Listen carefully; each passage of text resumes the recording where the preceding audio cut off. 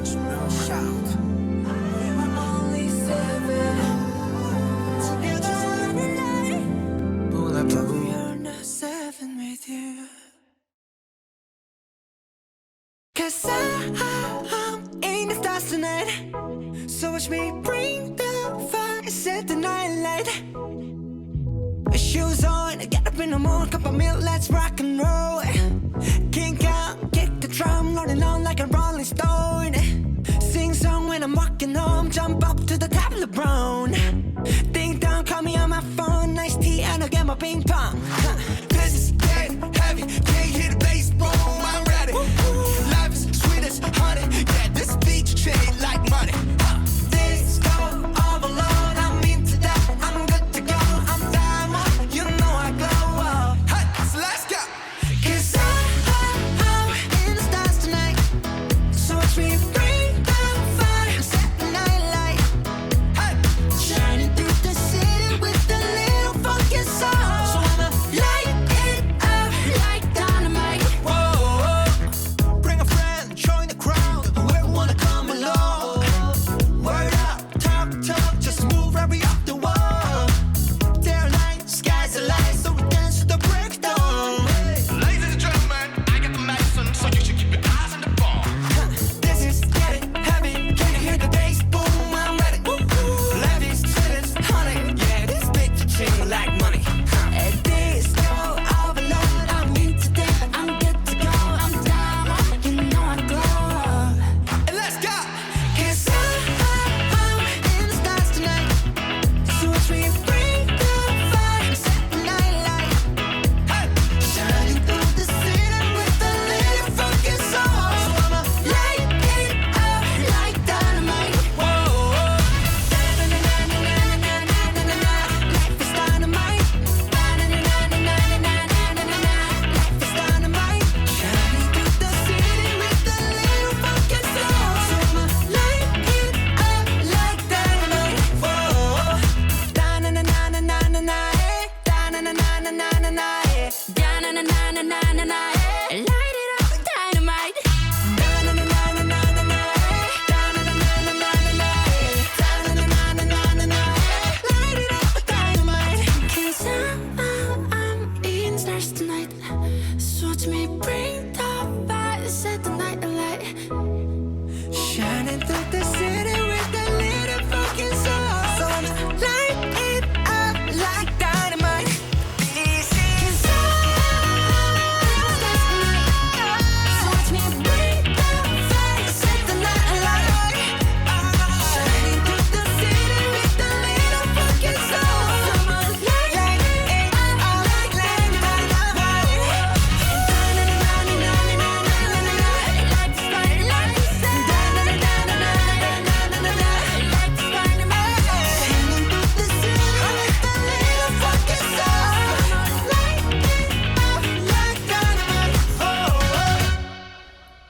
Hello everyone, welcome to this week's Army Time. We've been away for 3 weeks because we didn't want to come while we were streaming. We were very busy, both of us. God, the amount of time we spent on the phone while we were both streaming over the last week is ridiculous. Whenever But- one of us would take a break from streaming it, the other person would be streaming it through Zoom, so it never went away. Yeah, we were both just listening to Dynamite constantly. Yeah. By the way, over Billy, and over and over. Billy, we forgot to do our joint intro. Oh yeah, right. We're such a mess. Ready? 3, 2, 1. Hi everyone. It's Army time. Why are we so bad at this? We're just I don't know, anything scripted. because we're not YouTubers. We're just two random armies who found cameras. Yeah, how did that happen? Anyway, so we have loads of news, as we did last time, because as usual, BTS never lets us sleep ever. And yeah, before we get into anything, how have you been since our last episode? I've been good. I've literally not stopped listening to Dynamite since it came out. It's stuck in my head, and like everything I do is colored in the the song, the chorus. Yeah. Like, and if I'm not singing it, by the way, my husband is. So even when I have a break, I'm not having a break. Yeah, I like woke up in the middle of the night one night just randomly, and I just remember opening my eyes, and the first thing that I thought of was Dynamite in my head. It was just like singing it in my head, and I was like, I've literally opened my eyes, and the first thing I think is Dynamite. It's funny. I want BTS to understand what they've done to us. Like the amount of streaming we do, like legit streaming where we hear the song over and over and over again. Like, it psychologically screws with you. Honestly, like, it goes to show that their music has, like, repeatability and is actually good when you can hear it that many times and not hate it. Yeah, no. Like, I still love it, and I've listened to it so many times. Yeah. Yeah, it was the same with Boy With Love, all the streaming we did for that. And then whenever I would have a quiet moment, all of a sudden my brain would just go, ooh, ah, ooh, ah, ooh, ah, ooh, ah, ah. And I'm like, no break. Yeah. So yeah, I think both of us have basically just been trying to keep up with Dynamite and hearing it everywhere we go, and just that's about it, really. Yeah. So yeah, shall we get to our recap? Yeah, let's go. Okay, so we have so much to talk about this week, as we did last week, and yeah, we'll just see how we get on. I thought that we might as well start with Dynamite, even though that was more later on, because that's been the bulk of the news. Whatever. All anybody's thinking about is Dynamite. All any ARMY is doing is keeping track of the charts after we've been diligently streaming and buying for a week. So yeah, if you like go inside my brain, like how it is in that Disney movie when it's like Pixar Inside Out, you can just see the 7 of them in 70s outfits disco dancing, and that's it. You know, I was actually thinking about this because, like, you could say from the outside, like, oh, this is a fandom that's very obsessive, it's numbers oriented or whatever, but that's ignoring the fact that so many people already do this for sports. Like our behavior, this fandom's behavior is not new, it's not abnormal, and it's actually very common if you look at other pastimes that other people pursue. So like in the case of sports, you have tons of people who follow a specific athlete, who know what their stats are, how they've improved over time, who they're keep talking up with to. bets, and like they place bets and then like constantly are checking them and like seeing how their bets are doing. Yeah, you have people who create like fantasy football teams, fantasy leagues, who have, you know, like their idea of the, you know, ideal performance that they want their favorite player to perform at. And then they educate themselves on the sport or whatever that athlete is in, even if they themselves don't play it, because they want to be able to root and support for their athlete on the same level that, you know, that they're in. So, like, you have that kind of behavior for athletes. And then at the same time, that's exactly what we're doing for our favorite 7 musicians. We keep track of the statistics that matter to them in their field. We learn how their industry works. We try to educate ourselves on every little tidbit so that we can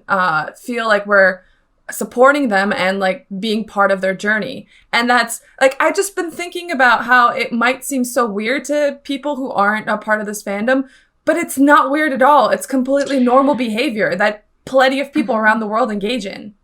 Honestly, like I have a lot of comments about this, and the first one is mainly that I think it's very obvious that the kind of disdain given to fan bases and fandoms is rooted in misogynistic practices, because the fact that fandom is typically associated with female activity, with like women being interested in musicians and being part of a fandom, like, whereas sport is often associated with men. And it's like for the same exact behaviors, one is considered normality, and like it brings people together. It's a really nice community. It's what friends can like bond over and have fun together, and it's such a nice teen spirit.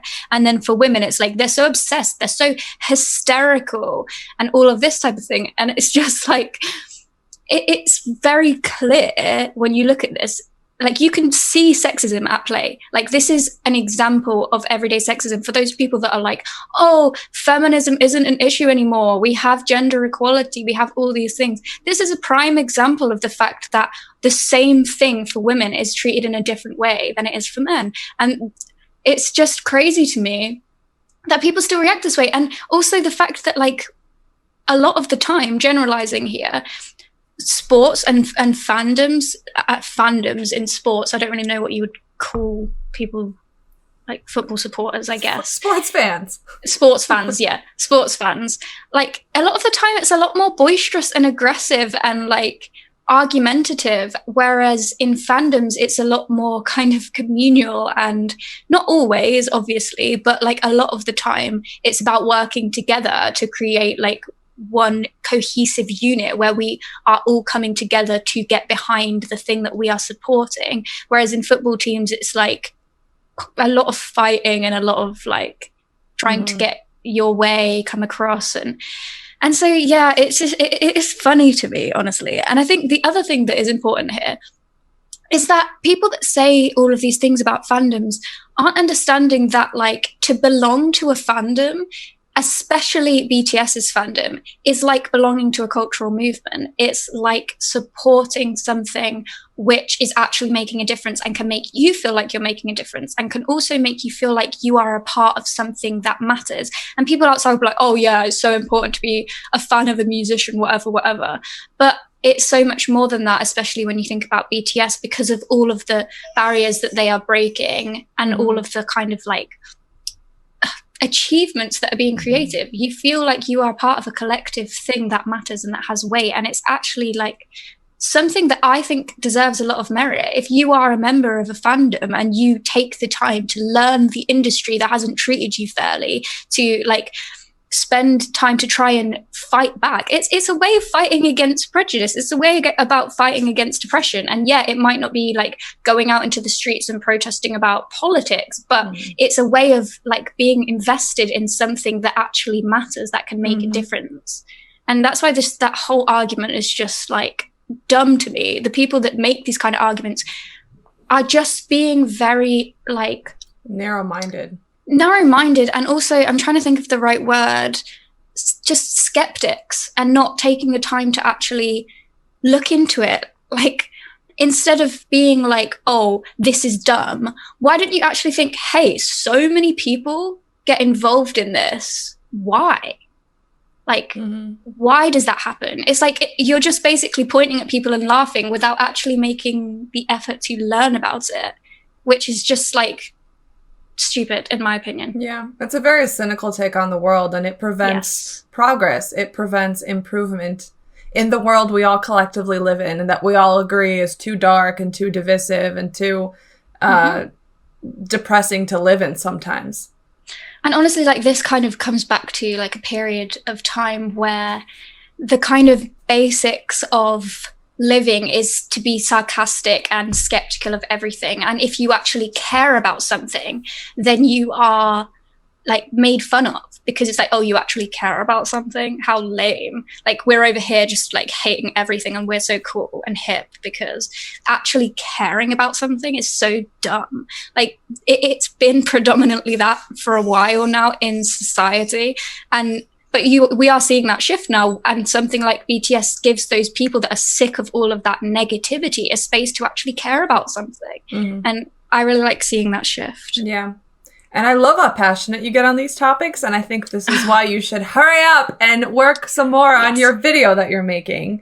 I will. It is one of the things that I care a lot about. So yeah, I need to get back to it, really. I've been working on a different video for the channel, and I'm almost finished with that. So when I finish that, I'll get back to working on which is the intro video. So everybody get excited. It's so funny, heart-wrenching, and just like it like inspires you, or just like incites you to, energizes you, I guess is the word I'm looking for. And I can't wait for it to come out. Yay, me too. Yeah. So back to the original topic that we just like veered sideways away from, Dynamite. Yep.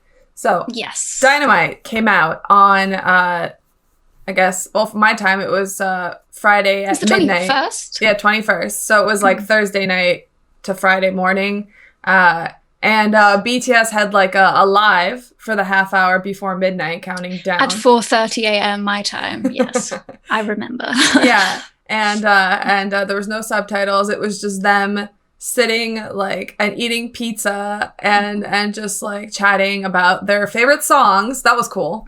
That was really nice. Yeah, and they would play like little snippets of their songs, and then they would all like sing along with the melody. And I remember I was tweeting, I was like, can they just play the whole song? I just want to hear BTS go ba-da-da-da, like with the song. That's all I want. Yeah, I mean, before we get to this as well, we had the teasers come out. That's were right. there 2 teasers? I'm trying to remember now. No, there's only 1 teaser video. There was 1, yeah. Yeah, so the teaser, like, I remember watching it and I was like, okay, this is nice and everything, but it's not going to sound anything like this, so I don't believe you. And it actually surprisingly did sound pretty similar to the teaser. So that really surprised me, actually. And it was funny that, like, all of our collective brain cells couldn't figure out the lyrics. And loads of us thought that it sweared. And, I mean, yeah. I still hear the swear in the song even, sometimes. Instead of funk and soul, I hear fucking soul or fucking song. And I'm like, that's fine. Yeah. And it's funny because their pronunciation is fabulous. It's so great. But even still, we're all too dumb to actually figure it out and I think it's because you connect, like, we're so used to hearing the word fucking over funk. Like, we never hear the word funk anymore. So you don't, like, clock it in your brain. One funny thing that I did see, though, on Twitter was, like, the songwriter tweeted the lyrics and then somebody replied and was like, it's not that, actually, it's something else. And then he was like, I wrote the song, I think my lyrics are right. yeah that was funny. And then everyone's like, I'm a clown. But yeah, I also liked that just the teaser, like the song from the teaser, became a TikTok like challenge. Yes, that was really cool. Yes, and people were so amazing at it. There's so many talented people out there. Like, I don't get TikTok and I could never be able to do anything on there. But like, I see the videos of like the different dance challenges and I'm like, that's so cool and creative and fun. Yeah, and then when eventually after it came out, BTS posted like their actual TikTok challenge. I didn't understand it at all. It was just them dancing and you're like, how am I supposed to copy that? It's even harder. I don't think it was a challenge. I think they just danced some of the choreo. Yeah. I saw people talking on Twitter how like there's a clear generational divide between how BTS use TikTok and how TXT uses TikTok. Yeah. And I'm like, TXT's TikToks are really funny, to be honest. Yeah, like they've clearly grasped how to use the medium, where BTS are like, let's just film ourselves dancing. I'm not complaining at all, but that's me.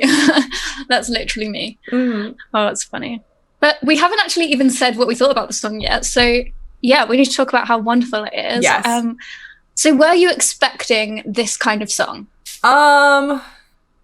If it was, I really hoped that the teaser was going to be the actual song, because that teaser alone like was a burst of like happiness in my life.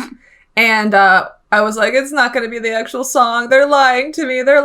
And then when it actually was, I was so happy. It was midnight. It was late. I was tired. And that song overwhelmed me with how much joy I felt in it. Also, I burst into tears because that's what I do these days. Same. Yeah, and my husband was next to me, like dancing to it. He's like, "Why are you crying?" I'm like, "Because I'm so proud of them." Yeah, they just nailed it. Yeah. Everything that they wanted to do with that song, to make it peppy, to make it happy, to make it funky, to make it like this retro feel that fills you with nostalgia and happiness. And like it's inexplicable. Like it's like no, don't worry about like logically getting to a happy place. Just be happy, and you're like, yeah, yes, exactly. Like that is a great point actually, because a lot of the time they're like, you just take it slow, and like if you're not happy, it's okay, and if you are happy, like you just focus on getting to the next point. And in this one, it was like, no, be happy. We have to be happy. Yeah. And then you know what? It was great. I enjoyed it very much, and it did make me very happy. And I mean, when the teaser photos came out, I thought it was going to be like a 90s hip hop song. And I was really looking forward to that, because that would have been so cool. But like, then when I thought about it, I was like, but they kind of have played around in that genre. So like, and they said this was something they're doing for the first time. But it was just so great. And I just love how they brought disco back and modernized it. And it's just such a feel-good song. And you don't always have to be completely artistically creative and deep, and like sometimes you just want to make something that makes you feel happy, makes you feel good. And that's exactly what this moment needed, was something just to watch and to smile. And like, it was the most I had smiled in weeks watching that video. It just made me so happy. And and I like for how simple it was. There's so much going on. And it's like, it takes multiple rewatches. Like I saw ARMY's immediately noticing like stuff that was on the wall in Jungkook's room, that it was like all of these other artists that he liked and that related to him in some way. You had them in that restaurant that was like, I should have realized this because I made fun of it in their teaser photos. I'm like, they're in a fast food place that sells burgers and donuts. Like, sign me up. And then that I should have realized that's something that was very popular in like the 70s. Yeah. Duh. And then I love them in there. And then it took me, by the way, the entire first day streaming, rewatching that music video, I don't know how many times, and only on my last stream before the first day midnight mark ended, did I realize that they're dancing outside of like a disco club. And then they go inside and dance in the disco club. I thought they just randomly materialized somewhere. They were like, just changed set. Yeah, I was like, but that is pretty typical of a music video, to be fair. So I understand why you would think that. I love that they brought back the key change, because we don't get key changes ever anymore. Like, key changes remind me of like old school musicals like Grease or something. And it's like, and sticking a key change. And so that was great. I like key changes because, I don't know, I just think they make the song a little more colorful. But you're right, it is like a trend that stopped happening. Yeah, definitely. We don't really hear them anymore. And the B-side music video, I loved so much. I watched it and I cracked up, like full on laughing when they did that bloody gun thing again. Yeah. Because I love that they just have these random inside jokes. There's like 10 of them. And no matter how many times they do it, they laugh so much every single time. And like, they keep adding them. Like, you've got the one of the old man in that interview that they always do. And then you've got things like Laji Bolala or Tay when he walks into a room and it's like V, and then they start singing his theme song. And like, yeah. And I just love that they're just like, they do it all the time, and every time it's funny, and I just love that. Like, it's just so like silly and goofy and relatable. Yes, and we've talked many times about how like one of the big appeals of BTS is that you can see their real friendship and their real bonds, and it makes you feel good to see that. And it's because inherently humans want that. Like, human beings are social creatures. We want to have that connection. We dream of having that kind of bond with 6 other people. So to see from the side BTS experience that, and they let us in part of the way into their friendship, it's just so pleasing. It makes you feel so good, especially when you know you can see their inside jokes and you can tell where some of them came from. Yeah, you're like a part of it as well. Yeah, it really is. It's so nice to see. And yeah, you're right. When you watch their friendship, it's kind of like, it makes you believe that thing is possible, that like actual real human connection and care of one another is the thing that actually exists, and is really nice to see. Their relationship is just the best. Yeah. So we also had tons of radio play this time around. My God, what is happening? I mean, we've already discussed this loads. I kind of expected it, so it wasn't like hugely surprising, but we both talked about this where we kept having like loads of interviews everywhere. They were on the top of all the playlists. The views weren't being deleted on YouTube, and they were everywhere on the radio. Or when they were deleted, it was only like 3 million views, and we were like, okay, 3 million, we'll take it. That's a small number. That's not 57 million. Okay, great. Keep going. Keep streaming. Yeah, and I just remember us both just being like, feeling like we were in a daze. Like, I remember just sitting there being like, it just doesn't feel like I'm awake right now. Like, something feels weird. Like, everything's too good right now, and I don't understand. Like, this must not be real. But I think, as we've spoken about again, like, because they were targeting the West, like mainly in this, well, completely with this release, it was just done in a way that was like, right, we are going to do it how we have seen others do it, but not like, they still stuck to their roots, because they didn't do any sort of bundling. They didn't do any sort of shady business. They sold merch for Dynamite But it was Yeah, separate. it was so not it's bundled, like, you yeah. want merch? Go buy it. It's over there. The albums Yeah. are here. And, you know, you could say, I think I saw some random people complain on Twitter that, like, oh, they have so many remixes of the same song. But that's the whole point. Yes. You're trying to show the popularity of your music. So if you offer more variations of the same song, Yes, you are it's still music. Yeah, it's still music, and when people still go consume it, you're trying to show, look how my idea, the main idea of the song, I can do derivative versions of it in so many ways, and people still want it. People still want to hear it. People are that excited about what I made musically, not in relation to anything else that they could buy from me. Exactly. That's true. And that's like just true showmanship of yourself as a musician and not a merchandiser. Exactly. And the thing is, like, if you are selling music, even if it's like different remixes, that is still like, yes, it's playing the games of the industry, because if you know anything about the Western industry, everyone releases multiple fucking remixes of their music because a lot of the, like, it helps them get a high position on the chart. But by doing that and by not bundling, like they very strategically, I feel like, chose what they were going to do. And like, again, the fact that they've got loads more radio play, I highly doubt that they would have like done anything shady for it. It would have been like potentially like a contract with iHeart because of the festival, like you've said before. And so they've kind of been like, you know what, we'll play by your rules, but we're still not going to like sell out or do anything shady, and we're going to dominate. So and they have. And they have. And they it's have. Insane. And that's why everybody was freaking out outside of the industry. Like, what are they doing? And it's like, they're playing by your rules, and look how much better they are at your game. And not even like fully playing, like half playing. Like, yeah, I guess we'll have a game. Like, they didn't even do the same things, and it's ridiculous how well they have done. And I love it. Yeah. So I did write down some of the achievements. I haven't got all of them because there are so many. But some of the most incredible ones is that we had the fastest song to hit #1 in over 100 countries, and it was only 17 hours. 17 hours to hit #1 in over 100 countries. That's just the power of ARMY. We're fucking everywhere. So global, and I love it. Me too. And then the largest views in 24 hours on YouTube. We beat this one. Oh my God, this was intense. This was intense. Also, I like how we ended the night thinking we got 98 million. Yeah.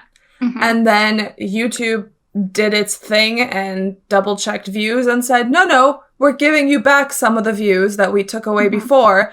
They had frozen it or whatever while they were counting. What is happening? Yeah, and so we ended the 24-hour period with like 101.1 million. Was that it? Yes. Yeah. So and all of us were like, is this real now? YouTube gave us back views. I remember, didn't Big Hit tweeted about the fact that it was 101.1, and all the armies were like, wait, no, YouTube hasn't confirmed anything, Big Hit, like don't lie to us. It was so funny. Yeah, everybody was very distressed, like untrusting. We were like, hold on. But it was funny because like we all, I think kind of everyone went to bed thinking it was like 98, and we were like, oh, that's so great, we were almost there, but like, yeah, and we're like, it's fine, when they released their album, we can still make this our goal. And then I also saw somebody tweeting it, they were like, well, on Mars, like we still made the 100 mark, because Mars has like a longer, it's like their day is 24 something, 25 hours or something. And we're like, on Mars we beat the record. And I was like, okay, I'll take it. Yeah, the other funny thing I saw was somebody saying about how now they know how it feels for like a student who isn't upset at getting 98% instead of 100%, and that was me at school. So I'm like, thank you for understanding, because like if I got like a B instead of an A, I was always like, I wanted the A. And now, yes, this is how it feels. It's like, but I was so close to getting the best. And then when it actually came through that we did beat the 100, like we did go over 100 million, it was just crazy. And the amount of like support and love and like unity over social media for that first 24 hours was so beautiful. It was so amazing to feel. Yeah, where you just, it's like, I tried to describe this to someone where comebacks, like the first day of a comeback and the first week, but especially the first day, feels like a holiday. It's like Everyone takes time off work. or just ignores work. Like me. Yeah. But like everybody just comes together and unifies and organizes for this event where we all have goals that we all know about. We're all streaming, buying, everybody's in constant communication with each other. Everybody's taking turns to stream, and we're aware of like the time zones in the world and where armies are going to bed and waking up and joining in and logging off. And it's just this collective feeling. And each time a milestone is reached or some event happens, for promo or whatever, the fandom is all reacting at the same time. And it's so just, you feel a part of this community. Yes. That makes you just feel like you belong. Definitely. And it's such a strange feeling because it's like you feel at one with multiple other people across the entire world that are feeling and behaving in the exact same way that you are at that moment in time. And honestly, in a society where like so many people feel very isolated and alone, and especially during the pandemic when it's even more so than normal, being able to like have that feeling of like being one with others is so important, and it's so nice and beautiful to experience and to feel and to be a part of. And again, this is why I just don't understand those people that are like, oh, crazy fans, blah, blah, blah. It's like, it's an incredible thing. It's so incredible. Anyway. Yeah. It really is cynicism that prevents people from joining in. Because I will say this, before BTS, I was pretty cynical. I was one of those people that was like, it's not for me. It's overblown. It's everybody. Any kind of fandom is people being unhealthily obsessed with something. And then when I fell into BTS, I fell into them on my own without knowing anything about the fandom. And I got sucked in so deep by myself. And I feel like that's a common thing for a lot of people. Yes. And by the time you are that sucked in and you feel so strongly for these 7 men, you're like, I need other people. There's no one around me in my life who can understand the magnitude of my feelings. I need other people who do get it. And then you go online and you find the fandom on whatever social media platform you prefer. And then you feel, I don't know, a sense of home, a sense of community. Definitely. And it's a very interesting social, like, not movement. I think it's a social experiment. It's the greatest social experiment of our time. Yeah, definitely. And you see it in terms of, like, different types of communities. And I've spoken about this before, where you have, like, a certain group of people that get together and people kind of like observe, and like the internet and fandom is probably the main one in this 4th period of globalization. Like before that, you might have had, I don't know, bloody people getting together to go to the movies and like feeling that feeling of like experiencing something along with all those people in the theater at the same time. Like the premiere of movies. Yeah. Yes, exactly. And that's what people are missing now in the pandemic. Yes. And so with this, it's like another version of that in the improved technological age, in the 4th stage of globalization. Now there's the internet, there's all these ways of connecting with people all around the world. And so you see that community forming again in a new way. It's just very interesting. I agree. So yeah, some more achievements. The largest premiere in YouTube history. What was it? It was like, what was the final number? Do we have that? I don't have it, but I think it was like 3-point-something million. That's amazing. For the premiere. I know, right? Then they achieved a pack in Korea, Perfect All Kill, which is insane, apparently, for like an all-English song that had no promotion in Korea, because getting a pack, that's crazy, is very difficult. That's right. It didn't have any promo in Korea. No. It was all focused on the West. And K-ARMYs were like, don't worry, we got you here. You're covered. Yeah. So, yeah, they received a Perfect All Kill. And I don't know the exact statistics, but there have hardly been any since a reform happened in the charts. So they managed to get that with a foreign language song and with no promo, which is just incredible. K-ARMYs, amazing. Yeah, I saw someone trying to explain it, and a perfect all kill is like a combination of getting a real-time all kill, which is where in real time you're number 1 on all of the charts. Yeah. And then a C all kill, chart all kill, which is where like on a weekly basis you top all the charts. And then yeah, I think you stay at number 1 on all of the charts, and then the perfect all kills, both of those, and then something else, but I can't remember what it is. Yeah, I did have a Google of it because I was like, what is the exact definition of it? But I could just see that it was like having number 1 on all of the charts at all of the same amount of time for like a lengthy period of time, maybe like a week. Hold on. So it was something like that. I booked. I'll talk about the other ones while you look for it. But so we had the highest first day debut on Spotify of all time, like not just for a Korean act, for a group of all time. That's insane. Wait, so it has a what? The highest first day debut on Spotify of all time. That's right. Yeah. Oh my God. Out of every song that's ever been released ever, this was the most amount of streams for any song in the first day. And I remember when we were getting like hints of like what it was, we were like, oh, it's like 9.8 million. And we were also in disbelief. Like people were reporting it, and then we were like, no, that's probably not true. Everybody keeps streaming. Yeah. Like the whole day was us getting good news, being in disbelief, and not believing it, getting paranoid, and then being like, no, keep streaming. This and doing is a lie. more. Yeah. Yeah, literally. But that's insane to me, and especially considering the fact that like Spotify isn't even available in Korea yet. Like in the country that they are from. And you could say that they have like one of the largest audiences in Korea as like in terms of the world. It's not even available in that country, and they still had the highest first day debut of all time. I wonder when it will officially be available in Korea, because I hope everyone starts to use it. They will. K-ARMYs will. Okay, I found the thing. So a RAK, a real-time all kill, is when a song hits number 1 on all the real-time charts, which are Melon, Genie, Flow, Vibe, Bugs, and iChart. I don't even know what all those are. A certified all kill, a CAK, is when a song hits number 1 on all real-time and daily charts.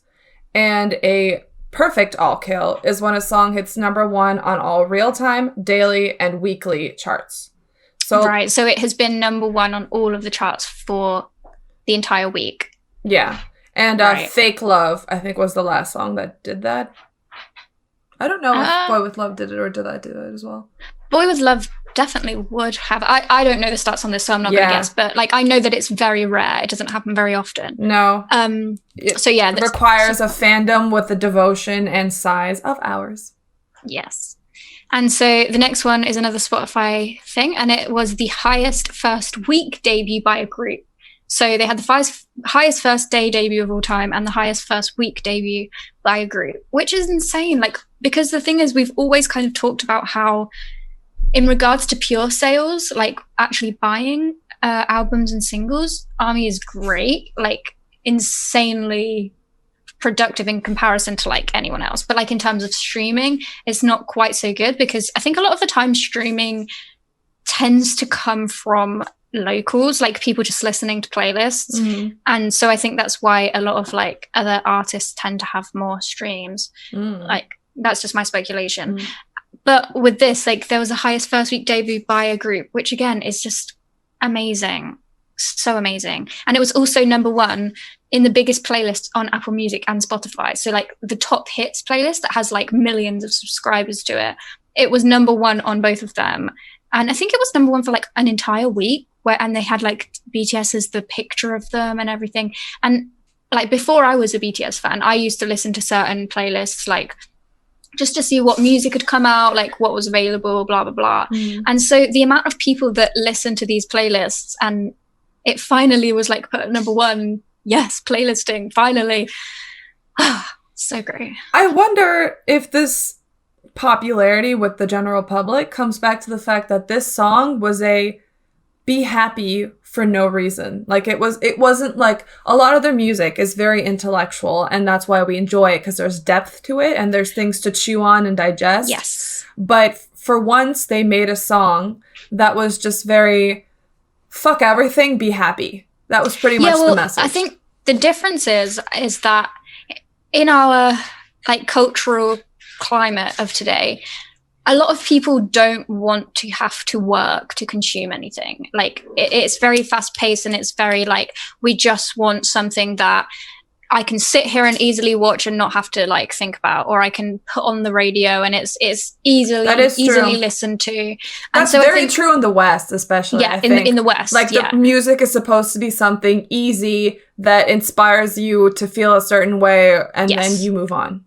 It's just catchy, it's feel good, like, and that's why a lot of the charts tend to be packed with these kinds of like repetitive and catchy songs that don't really mean anything but are just easy to listen to and get you dancing. Like, and the same with radios. Like, people say it's radio friendly if a song is like just very easily digestible. You don't have to really think about it, because a lot of the time people don't really take the time to like really listen to music anymore. It's just on.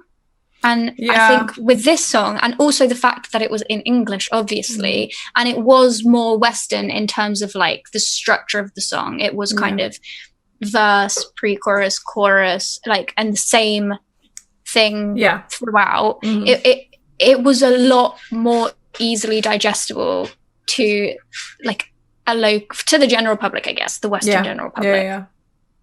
Yeah. I'm really glad they did that. This was I think this is a departure from what they normally do, but it has their signature flavor flavor in it. Like they said to me, and I know they've said this in their like promotional interviews, they wanted to stretch themselves. They wanted to try and challenge themselves to do something that is outside of their comfort zone. It's definitely not in the language that they prefer to speak. And it's definitely not the kind of music that they might enjoy, but they might not feel comfortable making. And so they made something like this that I'm so proud of them for doing it so well. Like, you can tell that they put a lot of thought into it. You really can. And what they've said as well about like how much fun they had doing it, you can really feel that and sense that it was just something they didn't have to think too much about. Like, it was like, we can enjoy doing this because it's something new, it's something exciting, and it's something fun. And it's pretty great. And so the last achievement I wanted to talk about, which is very near and dear to my heart, is that they reached number 3 on the UK charts, which is insane. Amazing. Good job, UK armies. You guys did so well. We worked so hard. I worked so hard. This comeback, I don't want to even tell you how many times I bought that bloody single and the remixes. I know. But anyway. Yeah, we're still waiting on the charts pretty much everywhere else. US. For US. And well, there's loads of the European charts have come out, and it's increased quite a lot. And the thing that I wanted to talk about in terms of this is, so BTS's previous highest song on the UK charts was Boy With Love, and that peaked at 13. And then On was at 21. I think Idol was at 21, and the rest were kind of outside the top 40. And UK charts and like European charts are very notorious for like being very local. And a lot of the time in the UK, it's UK artists which will get on the charts, and then like sometimes American artists. But it's mainly UK artists, and it's mainly the same types of genres. You have the kind of indie rock side of things. You have the... What is Ed Sheeran? Does he go on the charts? Yeah. Oh, yeah. God, yeah. He's more pop now. Beforehand, I would say he was like singer-songwriter vibes, which again is quite popular in UK music. But now he's more kind of pop, like casual pop. So you've got that, and then you've got kind of like the R&B, grime, that kind of thing, and then you've got like basic pop. So you kind of like it. Like, I could listen to the UK charts and I would know what I would be getting every time I was listening to it. Like, I don't think there would be a song that would surprise me. And a lot of the time it's very just like UK artists that I'm very aware of. So the fact that a foreign act made it into the top 3, and we bypassed top 10, bypassed top 5, and just went straight into the top 3, like it is a big wall to break. Like Namjoon has said, like it's very hard to break into the UK music scene, and it really is. I don't like it. I really despise it, actually, but it's true. It's very difficult to do. And so I just want to stress the incredible achievement that getting number 3 is in the UK. Like, it's amazing. I never expected it. And I was listening to the radio yesterday feeling sick and like, oh my God. You were tweeting it and making it worse for everyone. And finally I was sorry. I just gave up on my work call and we Zoomed each other, and Yeah. You shared your radio. And yeah, it came out as number 3, and I was like, oh damn it was so close. But that just means that the next song that they bring out with the new album, the one that they have produced themselves, which will be Korean, we can hopefully get number 1, and then it's even more happy and fun and great. So yeah. Oh, that's amazing. I'm so proud of you guys.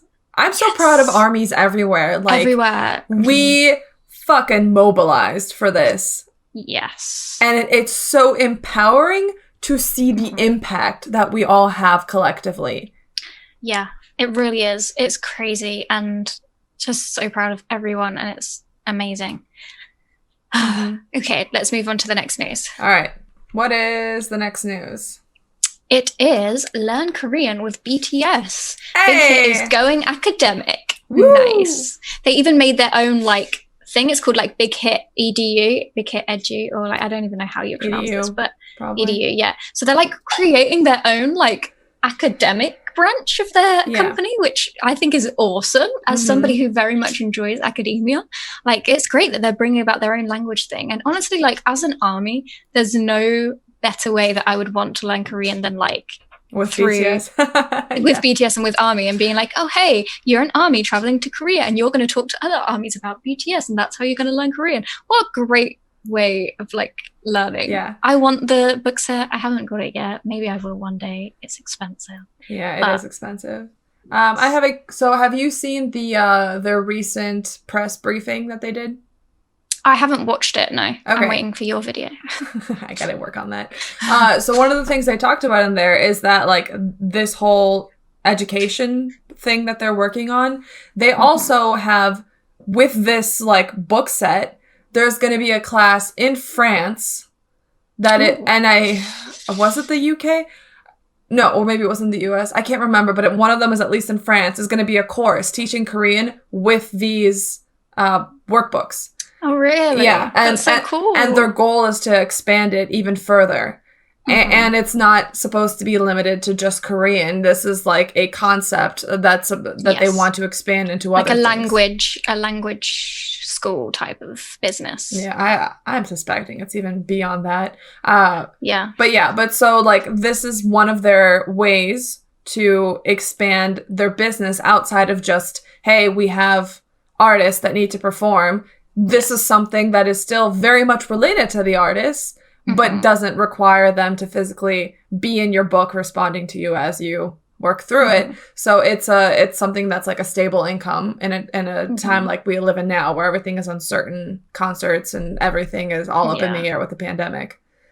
Yeah, I think it's awesome, honestly. And like one of the other things that I saw about the books is that it's not just language, but it's culture as well. Like you learn about the Korean culture, the history and the areas and all of these types of things within this like language book. And I just think that's so cool. And I think the idea of Big Hit creating a cultural academic like classes is like my idea of heaven, and I want it and I need it and I'm on board. I think it's awesome. Yeah. As a multilingual, I am a huge proponent and believer in the fact that when you have a language does not exist in a vacuum. A language has so much cultural connotations and undertones and foundations of what it is and how people understand and communicate to each other in said language, that you can't teach someone how to say something in a different language without also explaining to them, here's the cultural context, here's why people say things like this,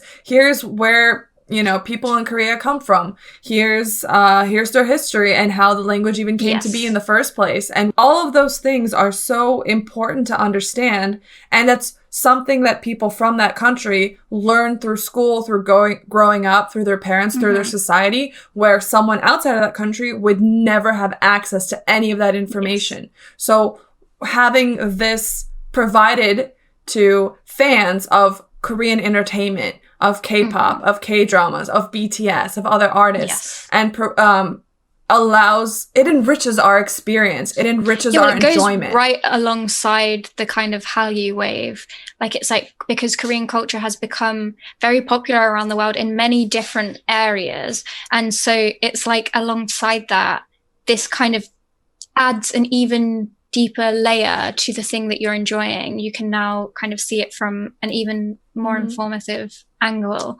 And yeah, like the other thing that I wanted to say about was like how funny the trailers were. Like, do you remember when that first trailer came out and we were just like, what the fuck, Big Hit? How are you going to troll us like that? Because it was like the person on VLive that was like, I don't know what they're saying, but I'll just send these hearts and like enjoy watching this. I was like, what?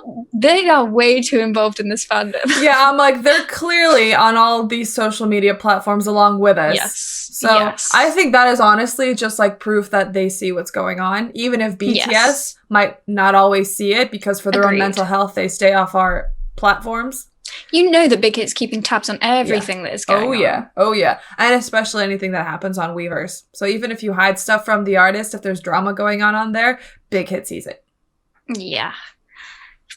Okay, so next piece of news is the new Universe Story game, BTS Universe Story, in the third quarter of the year.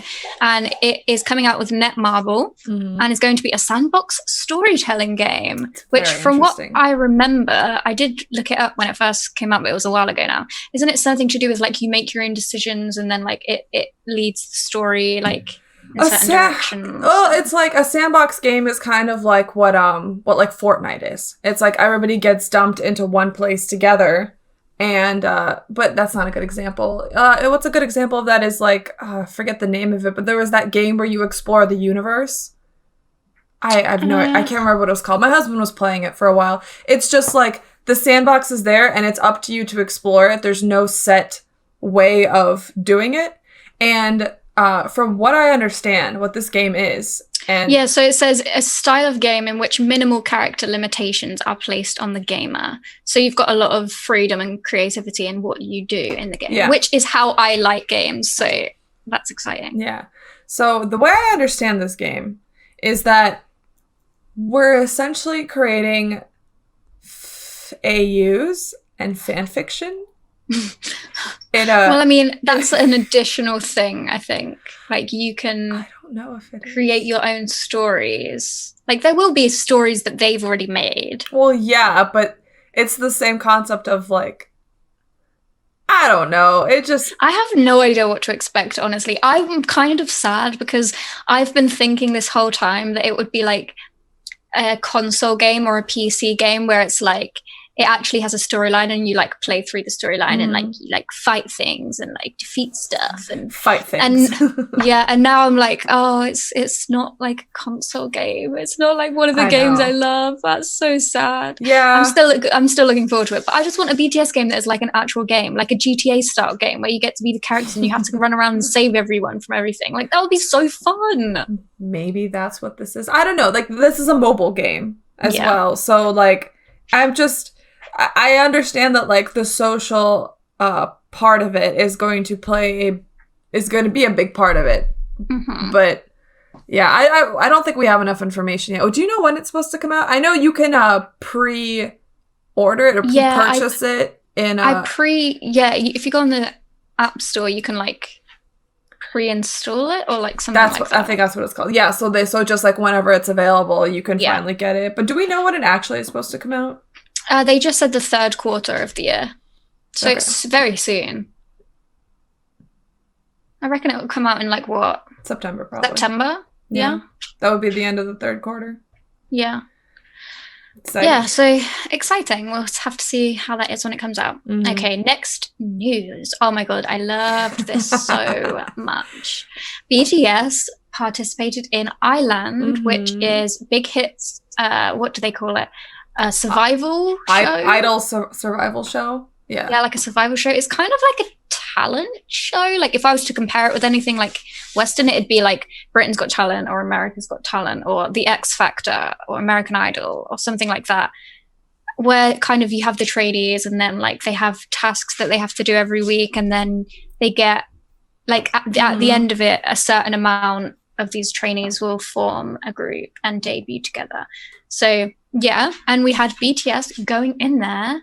It was so great. I loved what they did with it. I loved that they kind of just went in there as just people who were just goofy and relatable, and like rather than being this presence where they were guiding, they were mentoring, they were just there to kind of comfort and to reassure and to be relatable for the trainees, I feel like. Yeah, to be just people who are like, look, it's normal to feel the way you do. You know, all you can do is do your best. And then whatever else they did. And like, it's inspiring to see somebody, like when you're at the beginning of your journey, it's inspiring to see somebody who's so much further along, like because they went through what you did, and you see it and you're like, this is the motivation that I need to be able to like feel happy and feel motivated to keep doing what I'm doing. Also because they don't make it feel like it's unattainable. They're like, they projected an aura of like, hey, I'm just like you.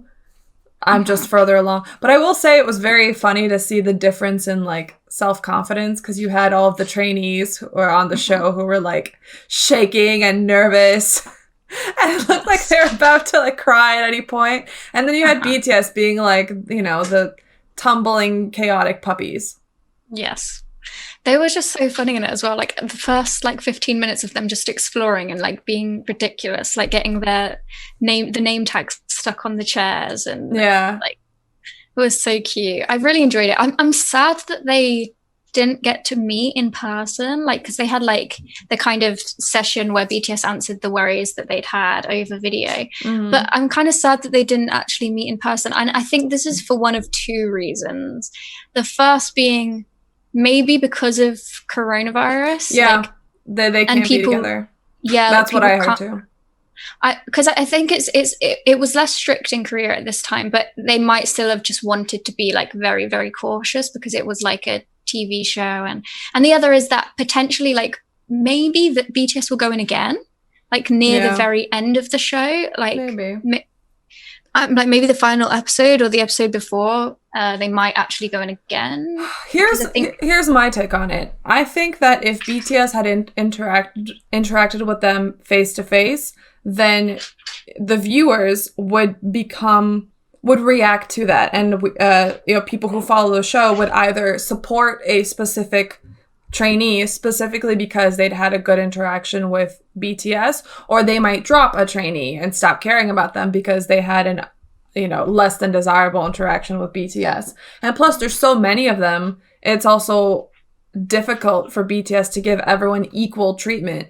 So I think maybe one of the reasons was that they didn't want the viewer who votes right at some point to be impacted. To have any kind of bias towards one member or another because of BTS's interactions with them.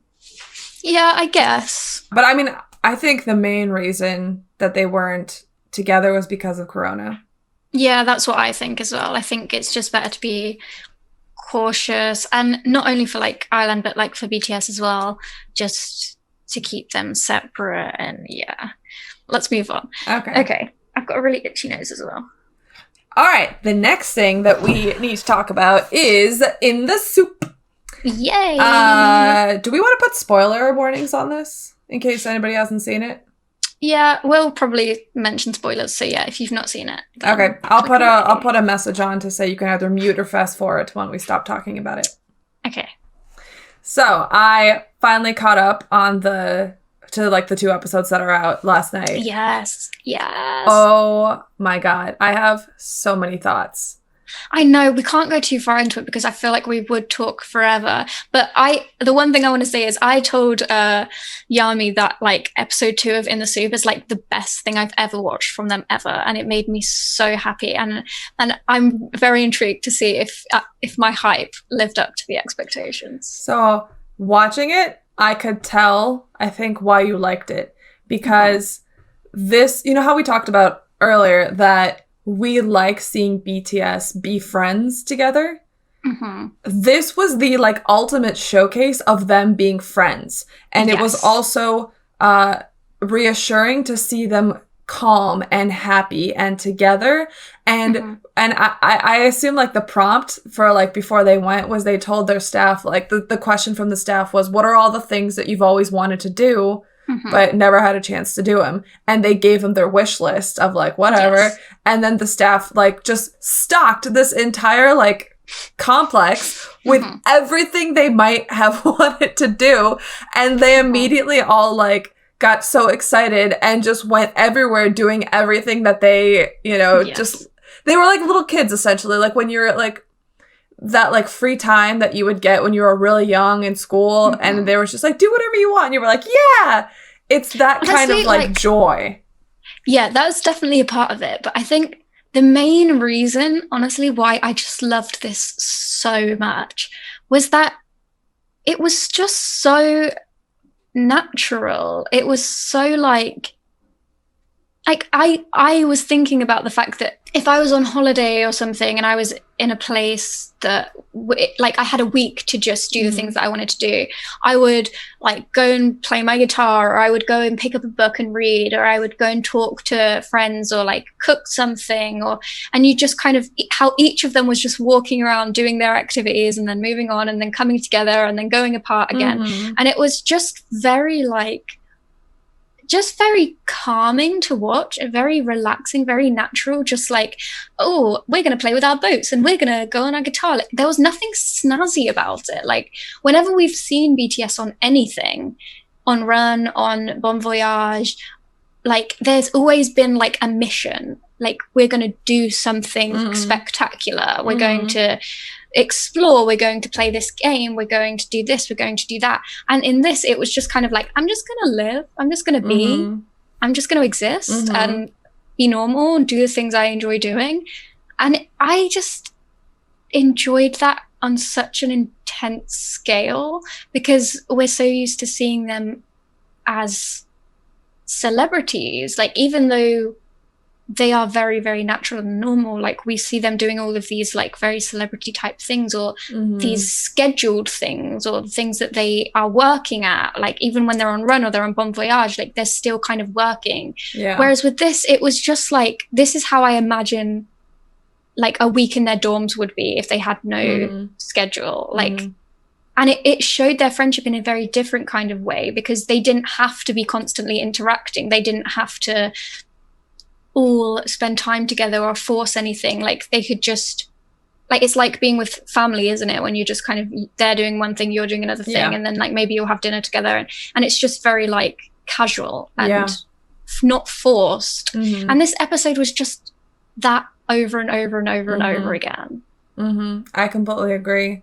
For me, like, just I really enjoyed seeing their friendships with each other in that natural light of them, that the context of them just like fucking around together, and just like laughing, and the way they're seeing the way their relationships change depending on who they're interacting with. Because you would see, you know, them running around the ping pong table, them cooking, someone is playing guitar, someone is, you know, like, it's like every one of them has a connection with someone else in the group for a different reason. So like the way they all hang out is different. Like Jimin and Tae, they ended up playing karaoke together. Tae and Namjoon, they did the boats. They built the boats and went to go, you know, like play with them on the water. Namjoon and Jin played ping pong. Jin and JK cooked. JK, and like he did his own thing with the guitar, and then Yoongi did his own thing with the painting, but then he joined in with the cooking, and then it was like, and it's just like seeing the way that they just orbit around each other and just like tap into different sides of their full personality with each other is like, I agree with you, it's very satisfying to see. It gives you this like deeper understanding of who they are as individuals, and as people who will never get a chance to interact with them and have this kind of friendship that they have. This feels like the window into being on their shoulder and living their friendship with them, and that to me is the most satisfying thing I could experience by loving BTS. Definitely. And the other thing I love so much about it is you get to see like all of their like history, all of the years of them being together, and how it's kind of manifested into who they are now. And I love it when they start talking about all their like old stories, and like when Jimin was making up that song about how like, who was it? Like someone threw a pillow at somebody else, or I think it was Yoongi, like Yoongi like threw his hat at someone. Hat and a shoe apparently at something Namjoon. like that. And Jin threw a pillow at Namjoon for waking them up to kill a mosquito. And, and then and their jokes about how their old dorm just was covered in mosquitoes to the point where Yoongi would say that, like, oh, the people below them must be breeding them. Yeah, and then, like, Namjoon, this was honestly one of the funniest things I'd heard in so long, was that Namjoon was, like, told off for being messy, so hoovered the house in the middle of the night and woke everyone up. Why is that so me? Oh, it's so funny to me. It's so petty and passive-aggressive, and I loved every second of learning about that. And it's just so fun and interesting to see the dynamic and how it's changed and how they look back at these things. And I love it. I love it.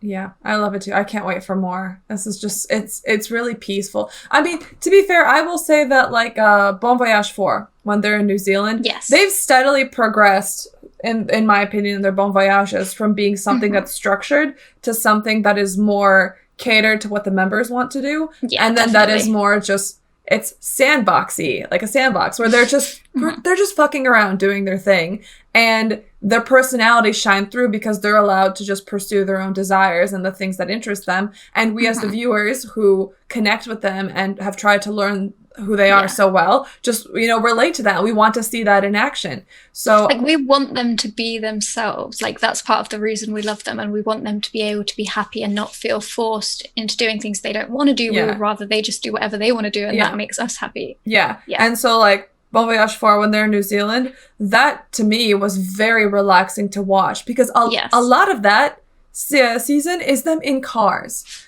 you know, going from place to place where there's no distraction. It's just them doing karaoke, talking, like, you know, doing stupid things in the car together, and it's just very natural. And then they're camping, so it's like, well, you have to set up camp, you have to make food, and all of those things are very natural, relatable, and allow their personalities to shine through. So when you're watching it at home, it's very relaxing. I found their whole time in New Zealand very relaxing to watch. Agreed. So I really liked that series as well. So I feel like In the Soop is like the natural extension of that, of like, how can we do that locally and even make it more exciting by allowing you guys to pursue all the things you never get a chance to do. Yeah. And I think they know the fandom very well and know how much ARMYs would love to be able to see that. Like, if you know ARMYs, you know that they're kind of like overbearing mothers sometimes, and it's like, well, I just want them to get their rest and sleep and do the things they want to do and be happy. So, like, how can we make something that gives the fandom exactly what they want but also will give us a profit? And it's like, here we go. Exactly. That was I legit had that thought as I was watching it. I was like, this is why we're so happy. It's reassuring. You're like, your inner mother is calm about BTS. Yes, right? You feel just like they're being taken care of, so I'm being taken care of. Yeah. Oh, it's amazing. Okay. And our final piece of news is that BTS announced a new concert that is on the 10th of October, and it's called Map of the Soul 1 on E? 1. Yeah, okay. Map of the Soul 1. I think that's how they pronounced it in their press briefing. Okay. Yeah.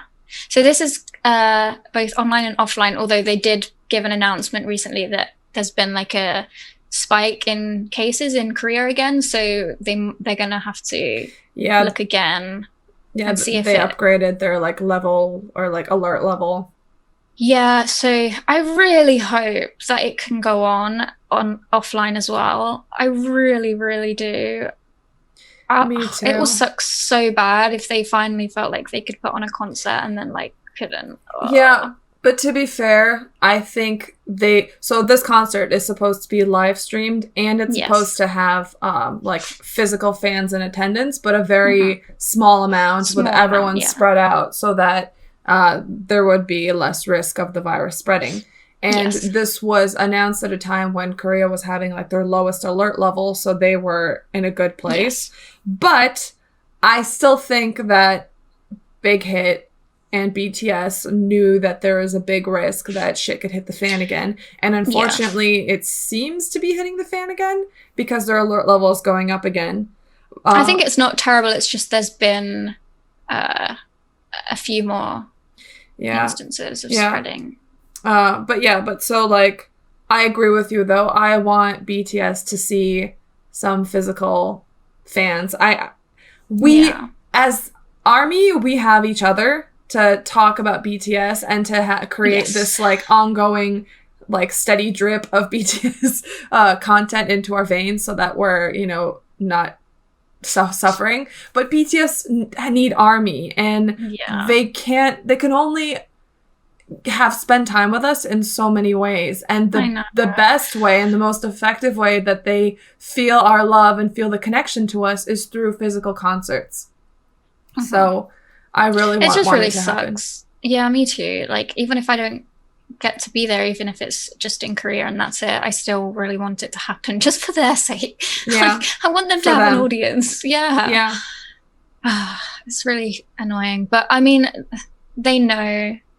I think that they'll be preparing themselves for this situation and have kind of gone through the worst of it by now with it when it all happened. So, I mean, I'm assuming that this will be more of an actual concert, like what they were kind of planning with their actual tour. Like, they'll probably perform some of the Map and Soul 7 songs because it's called Map and Soul. But yeah, we'll just have to see. I'm excited either way. Yeah, same. So all we can do is wait and see how it all shakes out. Yeah. So that is the end of our recap for this week. And let's take a break and then come back for fun time. All right, guys. See you in a minute. 'Cause I'm in the stars tonight. So watch me bring the fire, set the night light. Shoes on, get up in the morning, cup of milk, let's rock and roll. King Kong, kick the drum, rolling on like a rolling stone. Sing song when I'm walking home, jump up to the top of the brown. Ding dong, call me on my phone, nice tea and I'll get my ping pong. This is getting heavy, can't hear the bass, boom, I'm ready. Life is sweet as honey, yeah, this beat you trade like money. Disco all alone, I'm into that, I'm good to go, I'm diamond, you know I glow. So let's go. 'Cause I'm in the stars tonight, so watch me bring the fire, set the night light.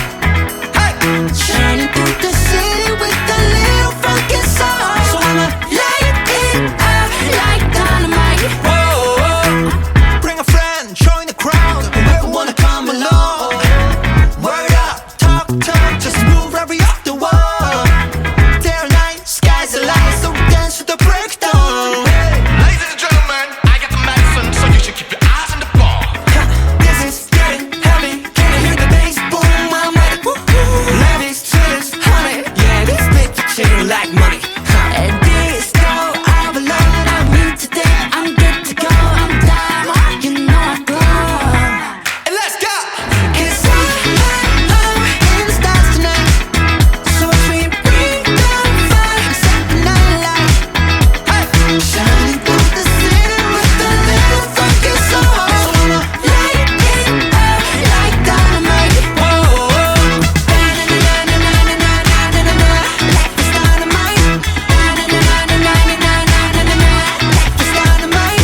Shining through the city with a little funky soul. So I'ma light it up like dynamite. Light it up like dynamite.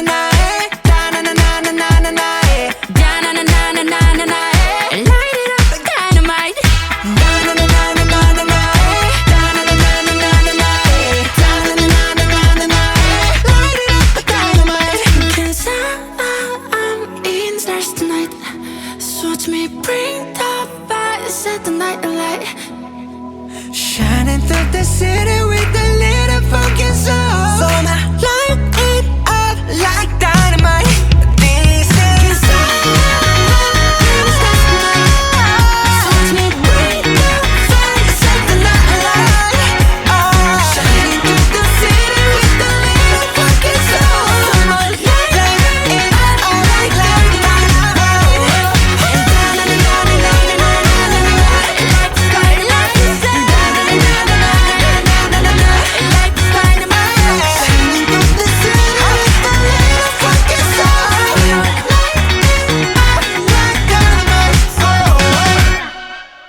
Okay, so we are back with ARMY Fun Time. And this week we are playing, I did this last time, so I feel like I have to do it again, ARMY Smackdown. Bow, bow, bow, bow. Oh yeah, you did that last time too. Nice. Did I? Catchphrase. Yeah. I genuinely. legit just rethought that. Oh really? That shows you haven't changed at all since we started this channel. No, we're the same.